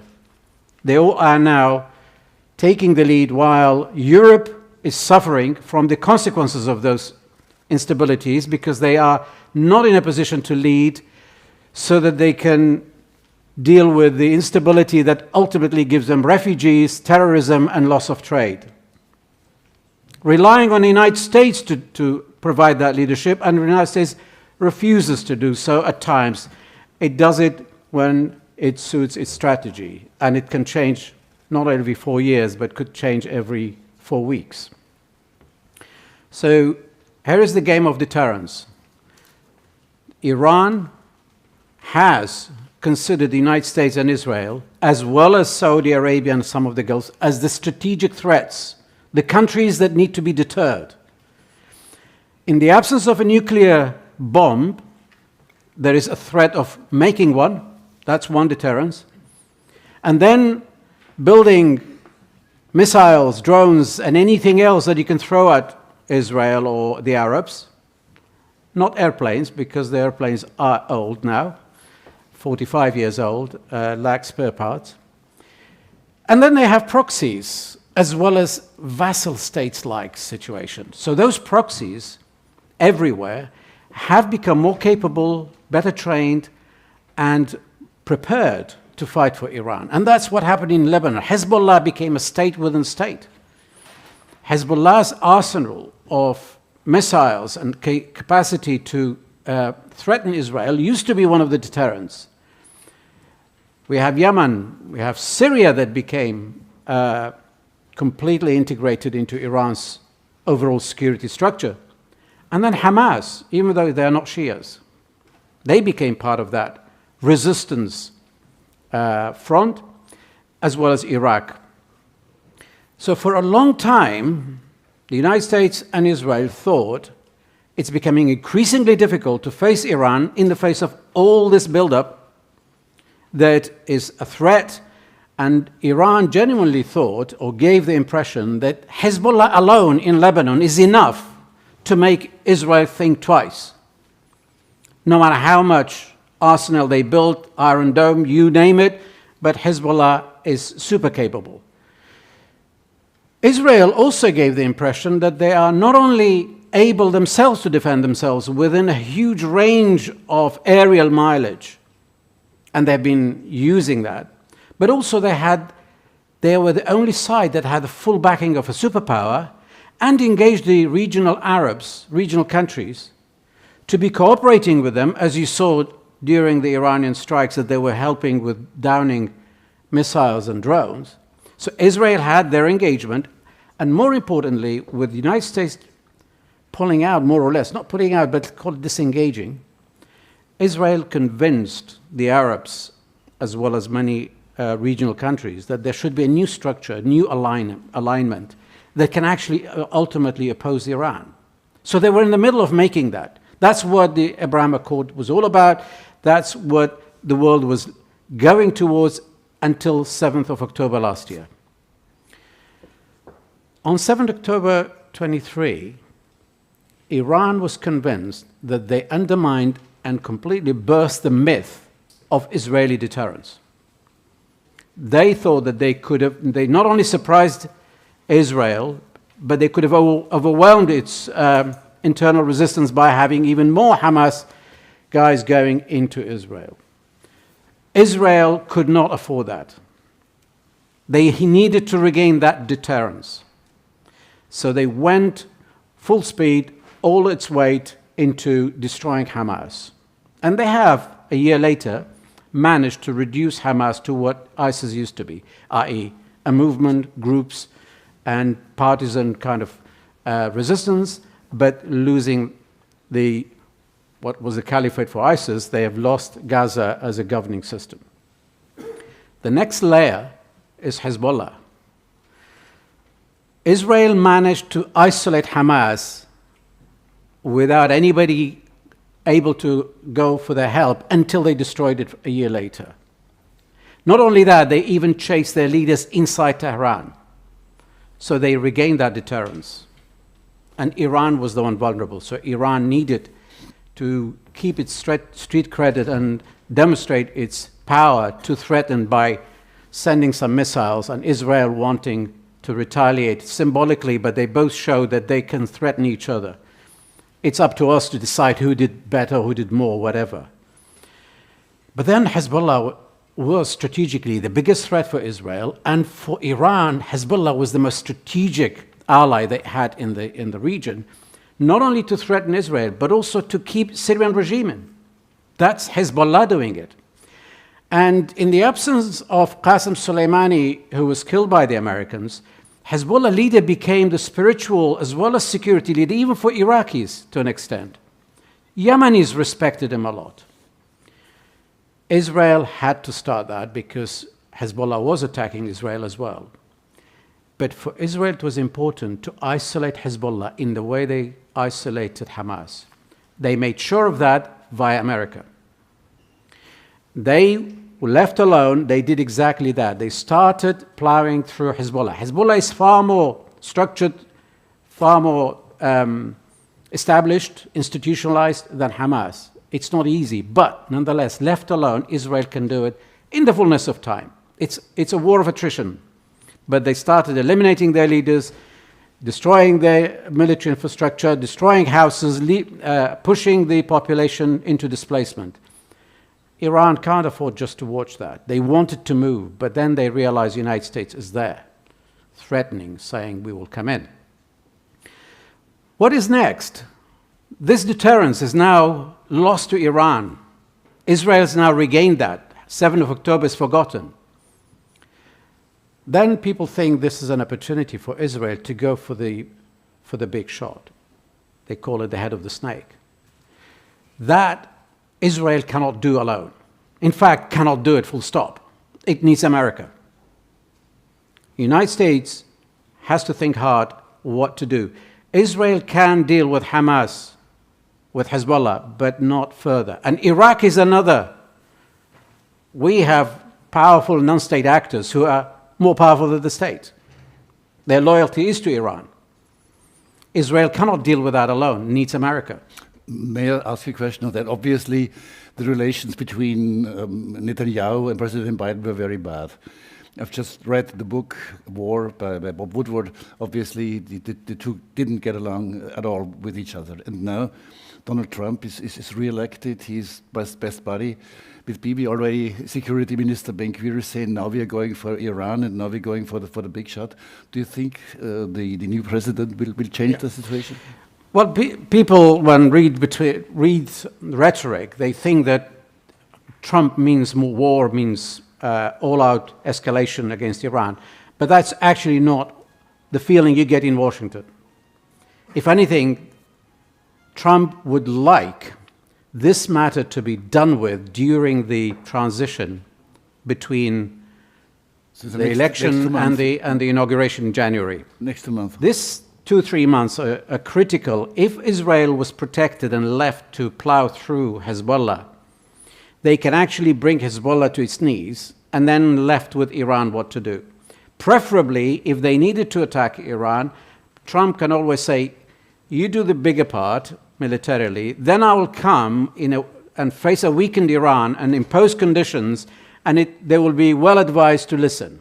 And then there will be peace on my terms without war. But if that didn't work, then there has to be a combined military and non-military solution. So the Netanyahu-Trump combination may not necessarily mean all-out war, but it will mean another level of escalation. Now, this is where the deterrence issue is now. We're in the middle of it. Iran is worried about the next step because for Iran, there is an onion. The outer layer was Hamas. You can say Houthis. Then underneath those was Hezbollah, very important. But then you can get rid of Hezbollah, but there is Iraqi backyard.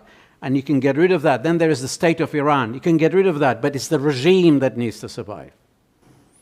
And the next escalation would be a threat to the regime. And that's where they fear American-Israeli combination with the Arabs. That's where Iran needs Russia and China. But let me go back to the first one I started. I said I'll end with not just deterrence, but leadership too. I come back to something I alluded to. United States, the way it dealt with the Middle East, there's no coherent, persistent, clear strategy that you can plan on that basis. Not like China, not like many others plan the next couple of decades. We have to be careful. Even the people who are allies to the United States, they do not feel secure enough to build on American promise. So their disengagement is at will, including in Syria, for example, their presence, in Iraq, it could be, anywhere. This means that Europe has to live with the sources of instability that keeps giving you refugees, that keeps giving you terrorism, that keeps you losing this neighborhood that is immediate neighbor, whereas for America, it doesn't matter that much. But Europe has not been in a position to provide any leadership. EU is not designed to be acting as a state, or has been an assertive foreign policy, but member states are not talking to each other enough. They are not doing things together enough. So the vacuum of leadership that we have at the global and regional level stays, and Europe has not filled it. We do not expect Europe to fill the vacuum by military presence or putting money into it. It's a political issue. It's a leadership that can actually bring some sense to this region. But no, we are left to this, and the best thing the European member states do when you talk to them, they say, yes, here's what the Americans should do. That's as far as they go. This is where what is coming, the near future, is still in the hand of people who are not as interested in Europe in stabilizing, in common sense, and in actually stabilizing Middle East so that Europe could be stable. I'll stop here. Thank you very much. Wolfgang Puster.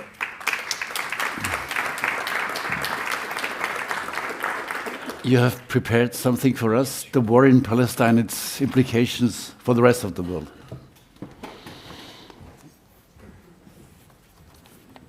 Could you please show the slides?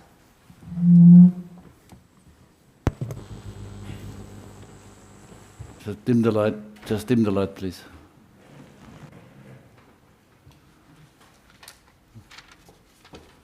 Going to turn it down. Turn the light down. It's okay. October 7th, we've seen the Hamas attack on Israel. The question is, why did it happen?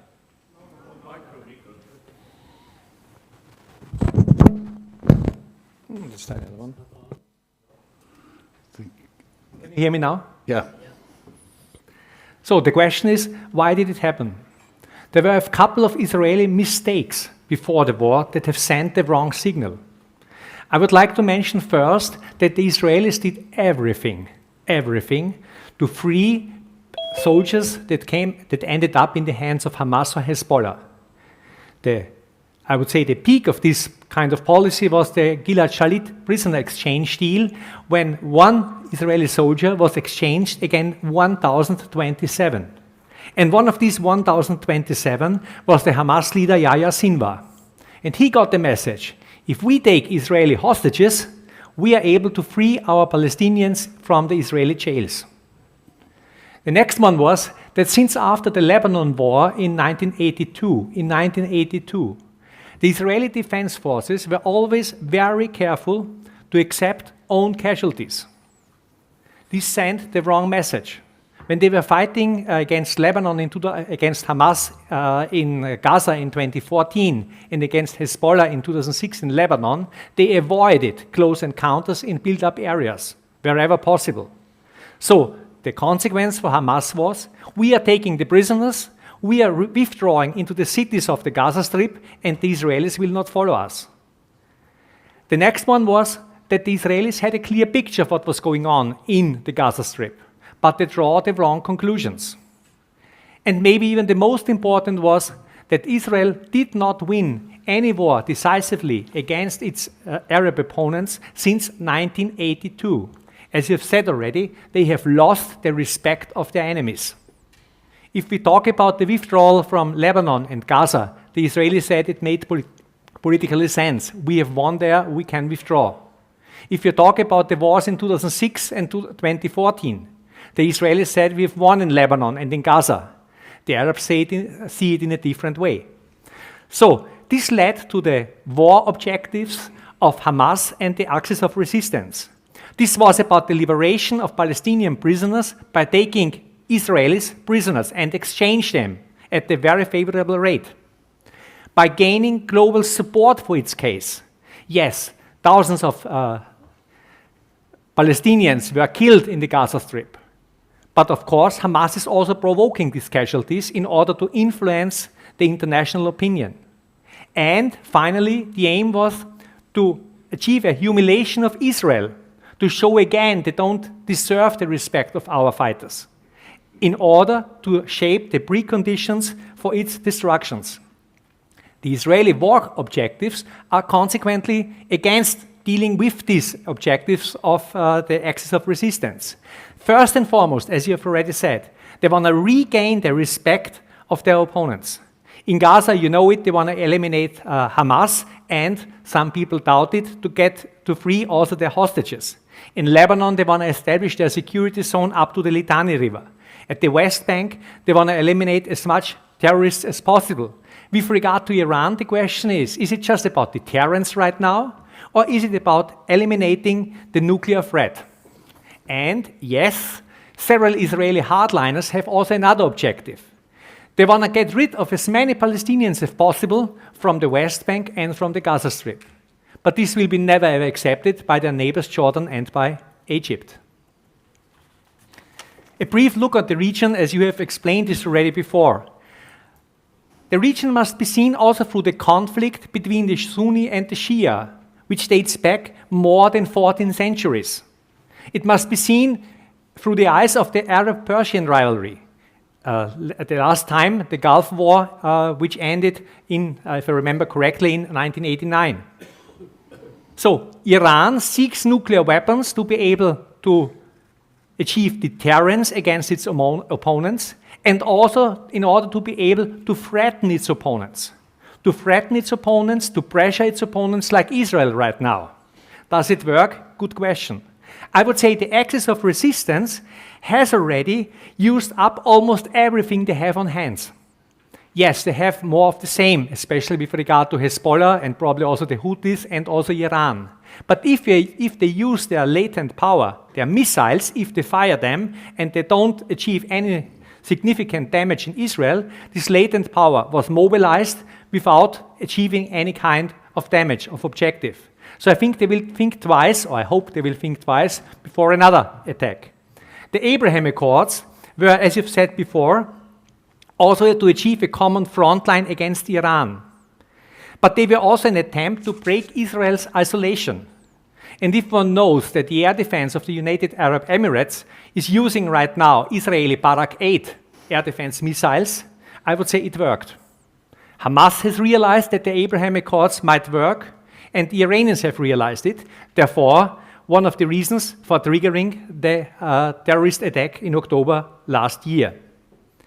Please be aware, we are talking here at two layers. We are talking about the national interests of these moderate Arab governments in Egypt and in Jordan who have peace treaties, and among the countries who have signed the Abraham Accords, and the layer of the population on the streets. This means not necessarily what you see on the streets of Cairo is what the policy of the government is. You need to look behind. At times, and I would like to emphasize only at times, this is also triggered by some Islamist groups, including by the political Islamists of the Muslim Brotherhood. At times. Nevertheless, if you discuss with the average Arab, he will give you his point about Israel very clearly. So, I've mentioned the Iranian missile arsenal. A key question for Israel is, how vulnerable is the state of Israel? And this brings me to ballistic missile defense. There was a lot of reporting about ballistic missile defense in the media. There was a lot of reporting and mentioning about the Sky Shield initiative. It's not that easy. It's not that easy. At first, you can see number 1, when a ballistic missile is launched, it is usually detected by the American cyber's space-based infrared system, which gives an alert and detects what's going on, into which direction the missile or the missiles are heading. They are providing the information within seconds to the Cheyenne Mountains in the western United States. Deep in the mountains, you have probably seen it times in the movies or in some of the movies. At the Cheyenne Mountains, they are deciding, the computer system is deciding into which direction is this missile heading. Who needs to track the missile to find out what is the target? And then this station in the Cheyenne Mountains, the ballistic missile warning system of the United States, alerts a ballistic missile early warning system. You cannot compare these ballistic missile early warning radar systems with something like the Austrian or the German air surveillance system. A typical air surveillance radar sees only up to about 25-30 kilometers. We are talking about here missiles approaching from the space. This means you need a specific radar to detect this. And as soon as the radar has detected these missiles and has identified the path and the probable target area, it transfers the information to the ballistic missile defense stations. You can see here a Green Pine Israeli radar system, and then it's about to fight it. And the decision to do a mid-course intercept is usually done within 30 seconds after the launch is detected. After 30 seconds, the arrow-free missiles is heading out, heading over to Iran, and as we've seen last time, destroying a couple of missiles already over Iranian space. The problem is that this arrow-free missile system, a battery, can only deal with about 14 intercepts at the same time, simultaneously. The Israelis have about 3 batteries of arrow-free, about 4 batteries of arrow-2, which is about to intercept the incoming missiles in the upper layer, which means the missile is arriving through the space and comes down. And above 120 kilometers, this is for arrow-2, the next layer, and below it's David Sling. And by the way, the Patriots are playing no role in this. The Patriots are playing no role in this. And another one, because this is sometimes mentioned in the media, the Americans should not deliver this kind of missiles to the Israelis. Not a big issue. The Americans are producing some components in order to have a technology transfer from Israel to the United States. But the missiles are produced in Israel. Those missiles are produced in Israel. A certain problem are so-called hypersonic maneuvering missiles, which come in with hypersonic velocity, and at the final stage of before impacting, they are maneuvering. This is what the Israelis had needed to realize at the Nevatim Air Force Base, where the F-35 were based. But the disadvantage of these hypersonic maneuvering missiles is that they are losing their precision, as we've also seen at Nevatim. Let me be clear, it is not, regarding Europe, it is not realistic in the foreseeable future that a middle-sized country like Germany, or even the whole European Union, establishes its own ballistic missile defense system. Neither Germany nor the European Union as a whole is able in the foreseeable future to establish such a system without having significant support from the Americans, especially with regard to the space-based components. You have already covered most of the external and global players, so I just would like to mention that you are aware of this. The credibility of the United Nations is also in the Middle East very low. The Israelis simply don't trust them. The UN resolution from the year 2006, which was about the withdrawal from Hezbollah from southern Lebanon, was never ever implemented. The European Union, yes, I agree with you, but the key question is, which tools do the Europeans have at hand? I would say that's diplomacy and diplomacy. The European Union has no means to pressure or to push or to have specific incentives, neither for the Israelis nor for the Arabs. We need to realize this, and Europe needs to work on building up these tools. So it's not about exaggerating the situation of the Americans or whatever. It's about realizing where we are. And it is necessary to build up our toolbox. And this is not only about the military. Turkey is a good example for how to build up its toolbox. Turkey has security interests with regard to the Kurds, and they are doing this. They have built up their military, their drones, their fighter jets, and so on to deal with this.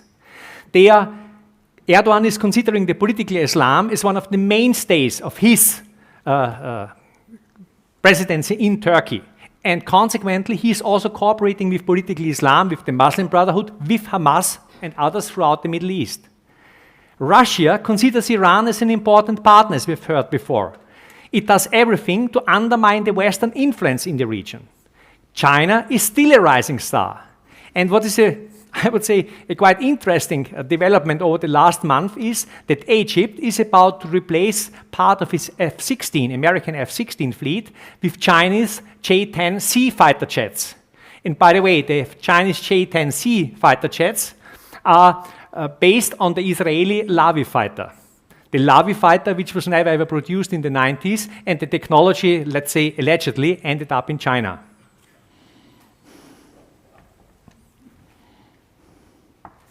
I did not mention the United States yet. What can be expected from President Trump? From my point of view, he will pursue the national American interest. And he has clearly outlined in the National Security Strategy in 2017 what are his objectives. What are his objectives? And this is exactly where he will start when he takes over on January 20. And yes, if there is a possibility to let the dirty work to be done before, he will accept it. I'm not fully agreeing with you with regard to the Israeli capabilities about striking the nuclear arsenal of Iran. The backbone of the strikes are the so-called hypersonic missiles launched from fighter jets. There is one nation, no, there are two nations who have this kind of weapons. Those are the Russians with their Kinzhal missiles, which have a lack of precision and a lack of range, and this is the Israelis. The Israelis did the strikes at the most important high-value targets with these hypersonic missiles from fighter jets. The Americans don't even have this kind of weapons. But you're right, with regard to intelligence, with regard to providing combat search and rescue in the case a plane is downed over Iran, they need the United States, no doubt about this.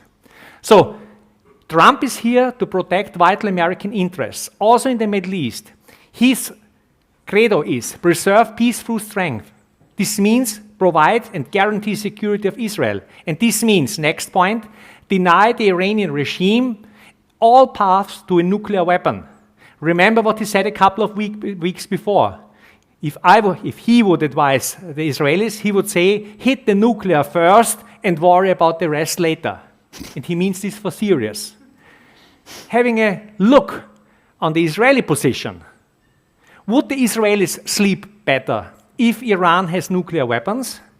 Or would they sleep better if they hit Iran, push back the Iranian nuclear program for a couple of years, and then have a negotiated agreement with Iran about supporting the economy and so on, through also with the help of Europe, to prevent Iran from gaining again close to a nuclear weapon? That's a good question. And you remember what I've said with regard to Israeli objectives with regard to Iran. So at the very end, what way out? Will we see a regional war? I think rather no. It's not in the Iranian interest. It's all about interests. And the Iranians will certainly use this threat as a weapon in the current conflict. But Iran seeks to build a common front among the Muslims against Israel. It does not seek to unite the Muslims against Iran. And if they would strike the oil fields or whatsoever, this would unite the Arabs against Iran. They have nothing to win in a war with the rest of the world around Iran. And this is against their economic interests. They would harm their very fragile own economy, and they would also annoy their important partner, China. China has absolutely no interest in such a conflict. Please don't forget, China is getting about 48% of its crude oil from the Middle East. Thank you very much. I hope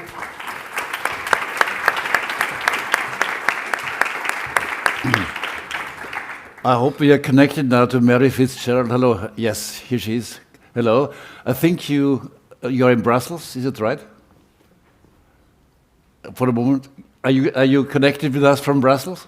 Yes, hello and good afternoon Good from afternoon. Brussels. Werner Fitzgerald is a writer, researcher, and consultant specializing in the Mediterranean region with a focus on Libya, where she spent some time during the Arab Spring. Mrs. Fitzgerald, obviously Israel is doing militarily well, but rather not politically. Many think Israel has lost its proportionality. The anger about Israel's proceeding in Gaza is rising all over the world. Yesterday, Israeli football fans were chased in the streets of Amsterdam. How do you see it from Brussels?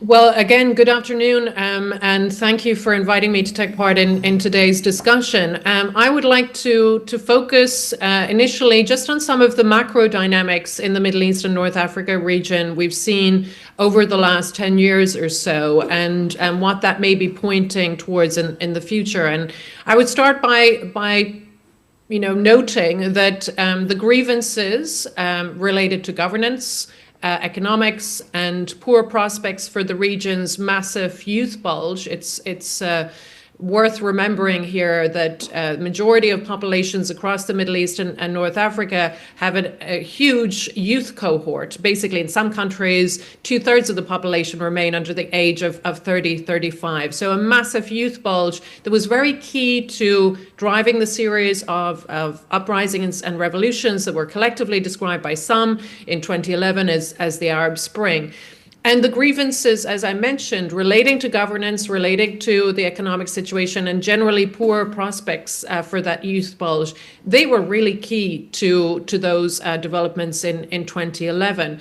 Worth noting again that if you are a young person in the region, not only are you facing high unemployment, poor economic prospects, but then this in turn affects how the rest of your life unfolds, because it causes a delay in marriage. It causes a delay in terms of having a family, because people cannot afford a home to live in, etc. So all the usual markers of adulthood in these societies are delayed. And this has caused enormous frustration and driven the sense of grievance.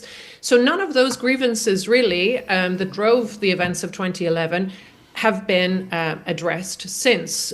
What we've seen happen, particularly over the last 10 years, is we've seen very much some people in the region describe it as a counter-revolution against that kind of rise of protest and anger and frustration in 2011. But basically, we've seen a snuffing out of dissent, a snuffing out of protest. We've seen a return to authoritarianism in Egypt since 2013, but also strikingly in Tunisia, which was held up as, that kind of flickering flame of the hope that 2011 represented. However, in the last couple of years, we've seen Tunisia again slide back into authoritarianism. So the outlook right now in the region for those in the region who basically demanded in 2011 a more dignified life. It was very striking as somebody who was on the ground in 2011 that, many of the chants and slogans referred to dignity, a more dignified life. Now, that, of course, could be interpreted in different ways. There were slogans calling for democracy, but a dignified life was key to these demands that drove the protests in 2011.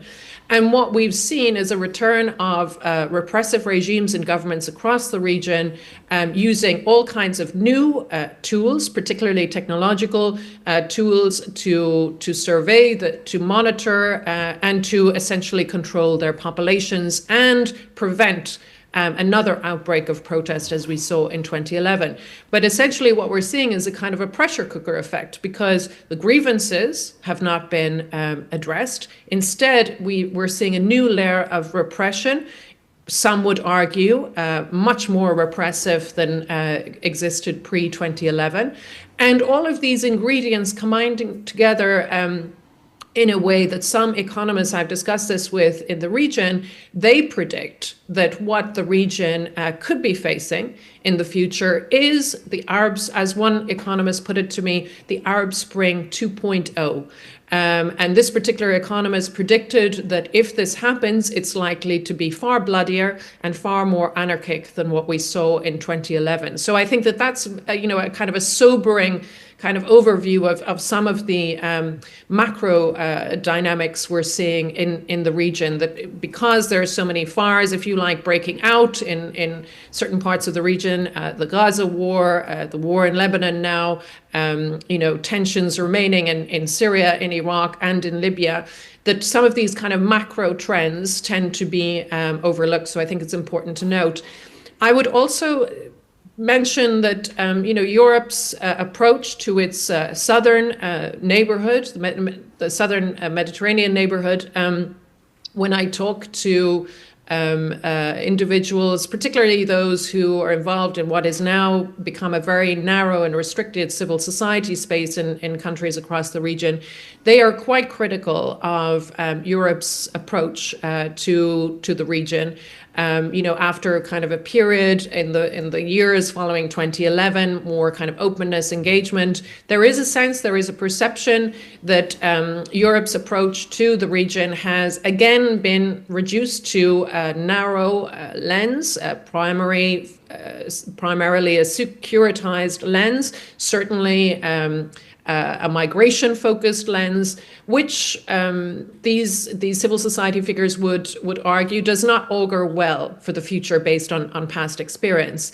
They also argue that the return of embracing by the Europeans of the strongman paradigm in the region, they would argue that this is short-sighted. And again, goes back to my point earlier in terms of the grievances that drove 2011 not being addressed, however, with this new layer of repression on top and the kind of pressure cooker effect that is risks creating. So my interlocutors, again, within that kind of civil society sphere, including people who engaged a lot with European organizations, with European officials, they would argue that a more holistic approach to the region is needed. The approach right now is very reductive, it's very one-dimensional, and it's ultimately short-sighted in terms of, in the long term, they would argue, creating more problems than it actually will end up resolving. The other point I would like to make is, again, related to the potential fallout from the interconnected wars in Gaza and Lebanon. This is a conversation across the region. What is the fallout? What will be the impact in the various countries of the region? The wave of protests we saw late last year when Israel's offensive on Gaza began in response to the October 7th attack. Those protests have largely died out across the region, but the public anger and resentment and frustration over the conduct of the war in Gaza remains very, very live. And there are all kinds of conversations happening across the region in terms of the potential fallout from that. We have seen media coverage recently suggesting that, for example, Mohammed bin Salman in Saudi Arabia is very concerned about managing public sentiment in Saudi Arabia because of this anger, because of this frustration, because of this rage over what's happening in Gaza. There is a suggestion there that Saudi Arabia could be facing protests or also a radicalization. Saudi Arabia has grappled, of course, with domestic extremism, domestic terrorism in past decades. So I think, again, this shows the concern that we see as part of the fallout from the wars in Gaza and Lebanon, a wider kind of anger, frustration, possibly tipping into a new wave of radicalization across the region amongst the younger generation, a new wave of radicalization that could manifest itself in several different ways, including armed extremism. So I think that these are some of the conversations that are happening in capitals across the region, how to manage that fallout. If the war in Gaza in particular continues in its current form, day by day, publics across the region are watching the footage coming from Gaza. It's now been over a year of this, and the impact of that cannot be understated. So what I would end with is just a reminder to keep in mind everybody's focused, of course, on the war in Gaza, on the war in Lebanon, but keep in mind those macro dynamics I mentioned earlier, because I think in analyzing those macro trends and dynamics, we get a sense of where the region might be in 5 to 10 years' time. And many, as I mentioned, including economists from the region, would argue that some of the signs we're seeing as a result of those macro trends are quite worrying indeed. Thank you very much, Mrs. Fitzgerald. Yeah, ladies and gentlemen, you have now the opportunity to ask questions to the two gentlemen here on the podium or to Mrs. Fitzgerald in Brussels. There are two people with microphones, please, who would like to ask the first question. Over there. Yeah, just a second. The lady is coming to you.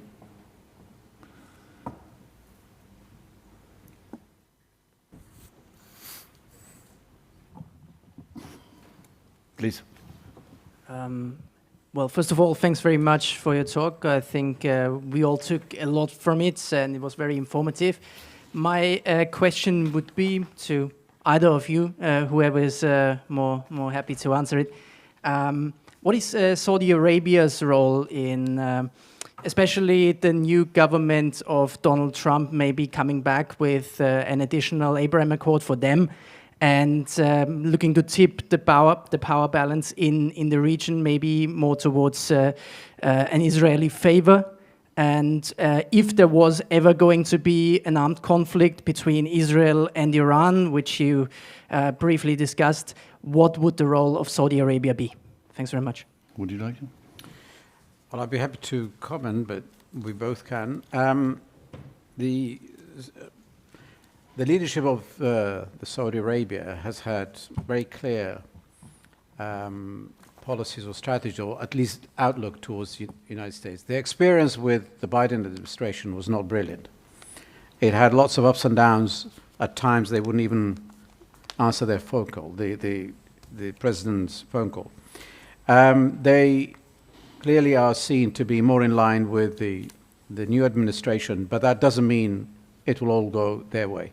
What is key to remember is that this war and all these big shakeups did not affect the Israeli-Saudi outlook, the Abraham Accord, the relationship, and deep inside the move towards normalization, including United Emirates, has been ongoing without slowing down.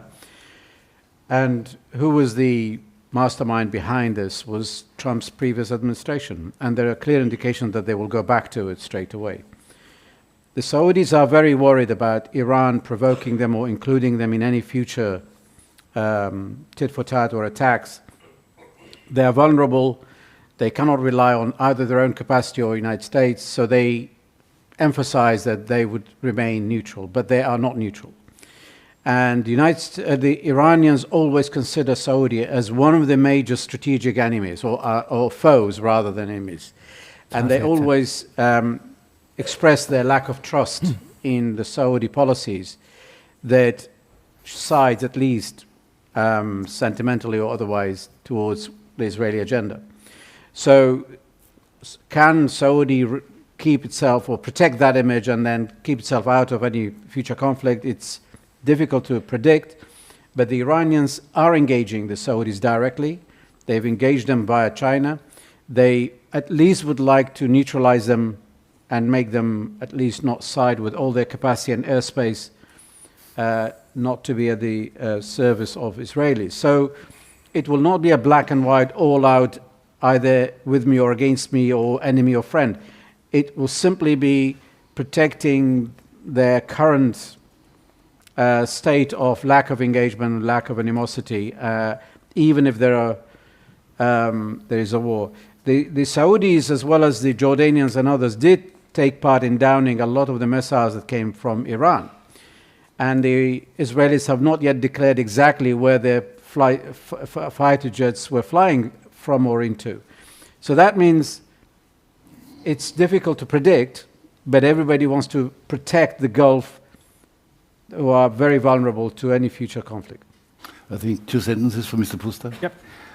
Donald Trump has a very good relationship to the leaders in Saudi Arabia, personal relationship to the leaders in Saudi Arabia and in the United Arab Emirates. With regard to the stance of the King of Saudi Arabia, one must not forget he is the guardian of the 2 holy cities.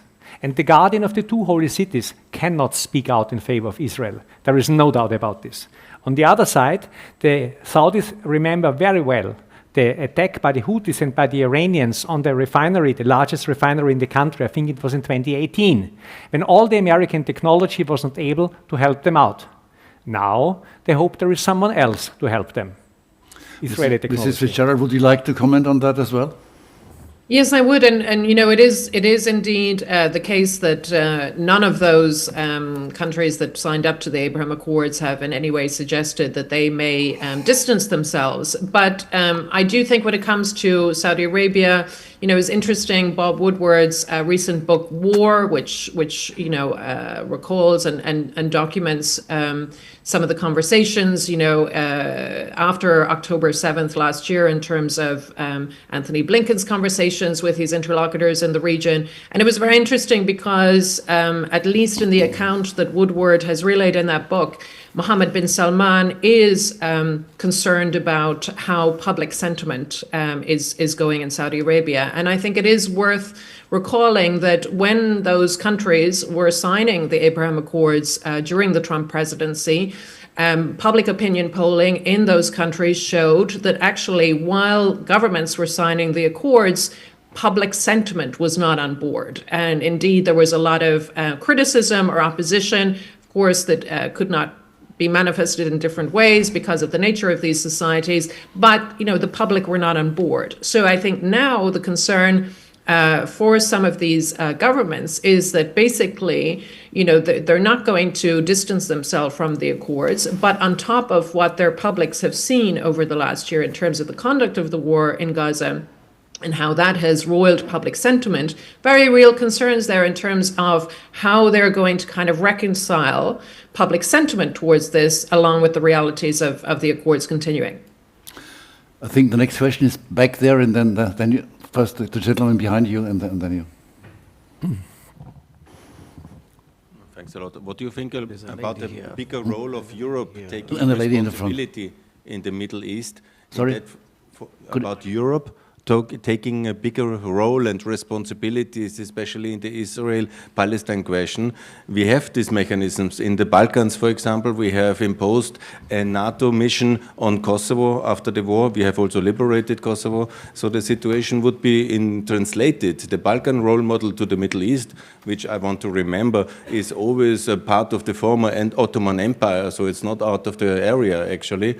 So the question would be, logically, if you apply that model, that we stabilized Gaza by making a NATO mission there and not having Israeli destroying Gaza completely, and also the question of the post-Gaza settlement now, post-war settlement for Gaza is also a very important one, because there's a big fight in the Israeli government at the moment what should be done after winning the war, or winning, whatever it means, yeah, destroying Gaza. But the question would be, can NATO take a big role? And if the Europeans want a two-state settlement, is it not the only logical way to have NATO membership for Israel and also for Palestine later, in order to have a long-term, stable peace settlement for the region? Maybe we collect a few questions. Please. Would you like to answer that one, the first one? Well, I have a question actually to Mr. Ala Al-Din, as you are from Erbil, not that far away from the Turkish as well as Iranian border. I just wonder, how do you see the role of Turkey? Because on the one side, it's against Israel, but on the other side, we have a rivalry actually for a long time between Turkey and Iran. So about the influence in the region. Thank you. And maybe now the lady in the first row. Yes, thank you. Thank you so much for the three very, very interesting presentations. My name is Matoya Wolf. I'm the chargé d'affaires of the Spanish embassy here. I would have a question more for Mary Fitzgerald, but also the two other speakers could also respond maybe. It's about some efforts by the European Union and some member states, and in particular Spain, but also others, around the Union for the Mediterranean. So how do you see the role of this kind of bi-regional organization in the present in general? It is the only organization that reunites Palestine and Israel. Unfortunately, at the last conference, at the last meeting last month in Barcelona, Israel was not present, but it has been present in previous meetings. So let's have your view on that. Thank you. Thank you. Mrs. Fitzgerald, could you please start with that question? Sure. I think the Union for the Mediterranean, as the only intergovernmental body that brings together the countries that lie around the Mediterranean, has enormous potential and has since it was established. But I think that one of the challenges it faces is that and speaking today from Brussels, those of us who work in the region have seen how the region, whether we talk about the southern Mediterranean or the eastern Mediterranean, it has really fallen off the priority list here in Brussels. Since the full-scale invasion of Ukraine, it has fallen even further down the priority list. So we see, an EU institutions that are far more focused on what's happening to Europe's east than they are on the southern neighborhood. And no one I talk to in Brussels expects that that's going to change anytime soon. That's a reality that we have to live with. I would also note that Kaja Kallas, the former Estonian Prime Minister, is soon to replace Josep Borrell as the EU High Representative. And this is expected in Brussels as and elsewhere to kind of further deepen, if you like, this kind of tilt towards Europe's east and move away from a focus on its southern neighborhood. Borrell, of course, a Spaniard who was engaged very much in Mediterranean conversations. We've seen his engagement when it comes to the Gaza war issue, but all the indications show that under Kaja Kallas, because she's Estonian, because of her focus on the war in Ukraine, etc., that we will see that continuing trend of a move away from attention on the southern neighborhood. And I think to finish, I think that's going to be very challenging for the Union for the Mediterranean and that kind of wider conversation about Euro-Mediterranean relations, because simply it's not a priority now as much as it was, say, in the years that immediately followed 2011. Mr. Aradin, Turkey and the region. Right. Turkey is not anti-Israeli, so full stop. Turkey is upset that Israel defeated Hamas. Turkey is upset that they can't do much to help Palestine and Palestinians, so they keep the populistic rhetoric on and they keep playing with those words. But in reality, trade between Israel and Turkey, many people believe, have increased since the war. Their military drills together are still ongoing. Their relationship has not really in any way suffered in any meaningful way. But sentimentally, of course, in Turkey, people are expressing concerns and they are pro-Palestinian cause and so on. So Turkey has done nothing to upset Israel, and they will do nothing to upset Iran either, in terms of this getting involved in this direct conflict. So Turkey and Iran are rivals in the region, but they have not had wars or direct confrontation between each other for the last 550 years. But they are fighting at every corner, and there's blood everywhere. And this is how it stays. This game is done like that. So Turkey will not allow Israeli jets to fly over it. Well, they will not allow the reverse of that. But nonetheless, Turkey is protecting its resources to see Iran weakened, because they are suffering from Iranian hegemony in Iraq, in Syria, in Lebanon. They are losing out in this, and they are being more directly interventionists across their border. They securitize their borders because of these weak states. So Turkey would like to see a weakened Iran. They would like to see a lesser rivalry between them and to gain more in the Middle East by weakening Iran. But they will never go into direct confrontation. If anything, interdependence between Turkey and Iran has been increasing. Money, as well as all sorts of other trade, have been increasing with Iran. So let's not think in black and white thinking that Turkey sees itself vulnerable or sees this conflict completely against its overall security or national security interests. They try to avoid, they try not to be party to it. They are not happy about many things happening, but nonetheless, they are not interfering to protect either Iran or Israel. So that's really Turkey. In terms of Europe, the question that was asked, European involvement in the Middle East and NATO role, compared to Balkan. I might leave a bulk of that question to Wolfgang, but let me just say this. First of all, there is no such thing as Europe. We do not see that. We see France, we see Britain, we see, well, not Britain anyway, we see Germany, we see a lot of these presence, but we don't see a cohesive European thinking strategy.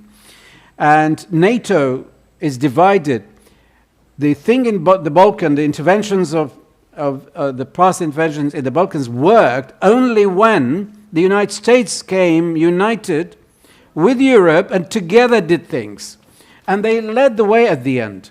At the moment, the United States is fully behind Israel, keeping Europe out of the loop. You can see that President Macron was so upset that at the back garden, which is Lebanon, traditionally is where France should be most active, they could not do anything. They were not even consulted. So DC, Washington DC and Israel did things much to the distaste of a lot of Europeans. And the Europeans are also very divided, including NATO, when it comes to who should do what in terms of engaging Syria, for example, in terms of Lebanon, in terms of policy towards Israel, and whether to help with weapons, with movements, whatever. So unless the United States and Europe agree on something, and that is within NATO, there will be no cohesive or coherent European approach to the Middle East, or Europe try to do something in the Middle East that looks like leadership. That's where I stop. I don't see a particular European role in the wars in Gaza and in Lebanon. Nothing like this before there is a stable ceasefire. Thereafter, Europe would certainly not only have a role with regard to reconstruction, but also with regard to civil society building and building of administrations. There are lots of skills in Europe how to help to build civil societies and administrations. But please be aware, we should not use our standards with regard to the quality of these civil societies and with regard to the quality of these administrations. I don't see any UN peacekeeping troops in Gaza. The Israelis would be certainly against this because they don't want to have any Austrians or Indian soldiers as human shields in the hands of Hamas. I don't see any role of NATO in the Gaza Strip for the same reason. I don't see, although it might maybe work, a role for NATO in southern Lebanon. UN has no credibility whatsoever with regard to Lebanon. NATO maybe has, but who is NATO? Are we talking about Americans? You remember the Beirut barracks bombing and other incidents. I'm not sure that the NATO states are ready and willing to accept the risk of a NATO peace support operation in Lebanon. What might be a way out for the Gaza Strip? I've indicated this on my last slide with Yasser Arafat, Beirut 1982. I've explained this recently in an interview to Al Jazeera. A way out might be to have a deal similar to Beirut 1982, to allow the remaining Hamas fighters, yes, who are the remaining Hamas fighters, and their families to leave the Gaza Strip in exchange for all the remaining living hostages. This would still leave us with the question what to do thereafter. But this might be an opportunity to end the war in Gaza, at least for the time being. I don't see a NATO membership, neither for Israel nor for the Palestinian territories, because NATO certainly doesn't want to be dragged into a war in the Middle East. Actually, I don't see any lasting solution for the crisis in the Middle East, not in the lifespan of the children right now born in Israel or in the Palestinian territories. I don't see a realistic, and you will probably agree with me, maybe we are even talking about the grandchildren, probably. I don't see the two-state solution for two reasons. One is, you know, from the river to the sea and so on, this is a non-acceptable solution for the Palestinians. By the way, you know, there are many people, I would like to use the example from Poland, who needed to leave from eastern Poland and moved over to western Poland at the end of the Second World War. Imagine that they would have settled on the eastern border of Poland and wait to return to their hometowns in what is now another country. Yes, I know that's not that easy. And the last point is, from the shores of Tel Aviv to the West Bank, we are talking about 14 kilometers, 1-4. The Hamas intrusion into Israel was 20 kilometers. It is simply not possible for the Israeli military to prevent a renewed terrorist attack of the scale of what we've seen last year if there is a two-state solution. Mrs. Fitzgerald, you quoted the book of Bob Woodward. I've read it as well.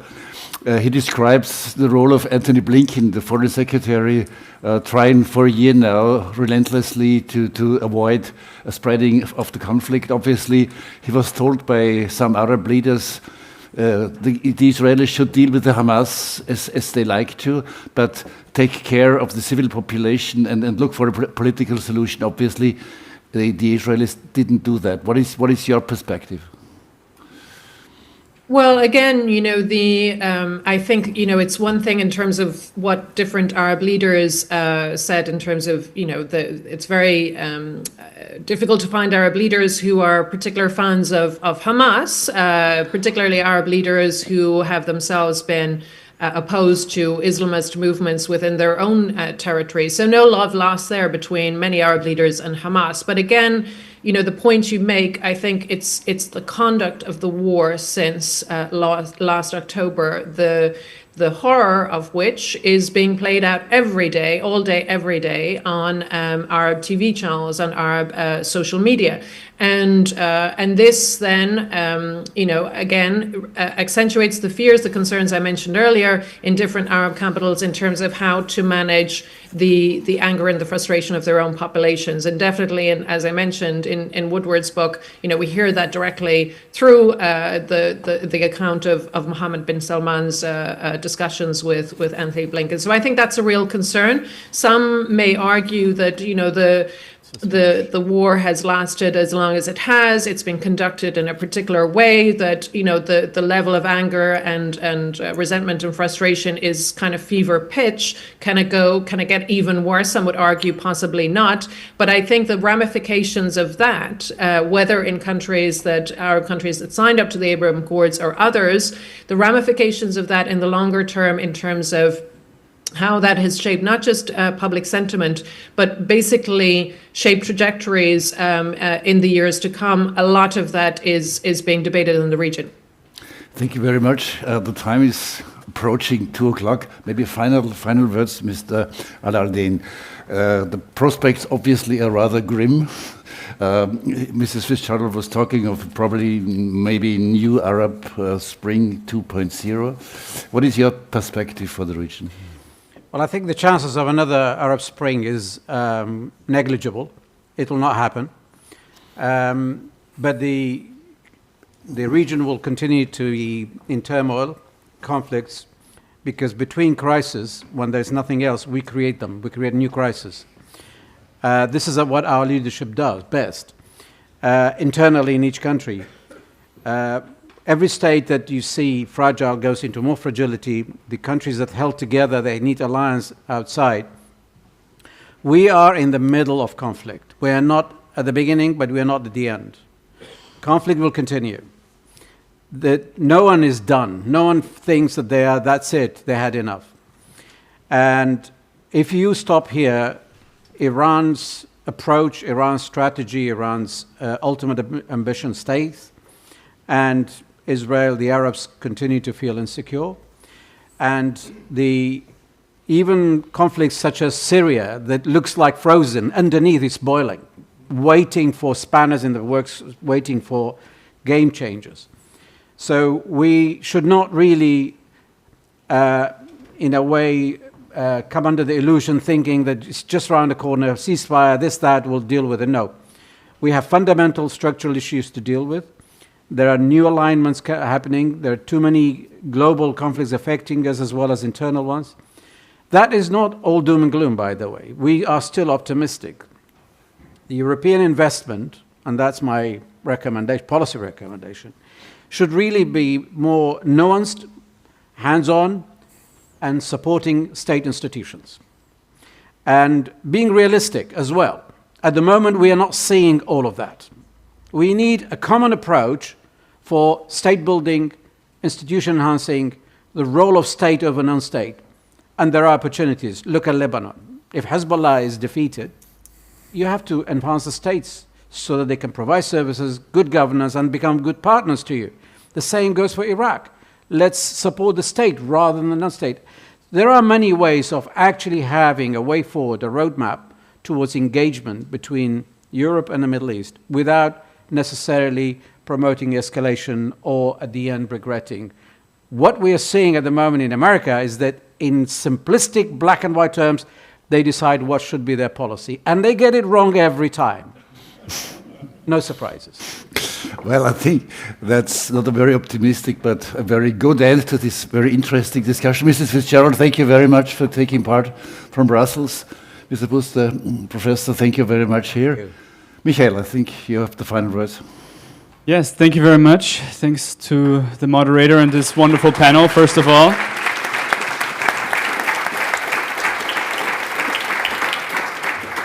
I would like to seize the opportunity again to thank all of you for your participation today, for your wonderful questions.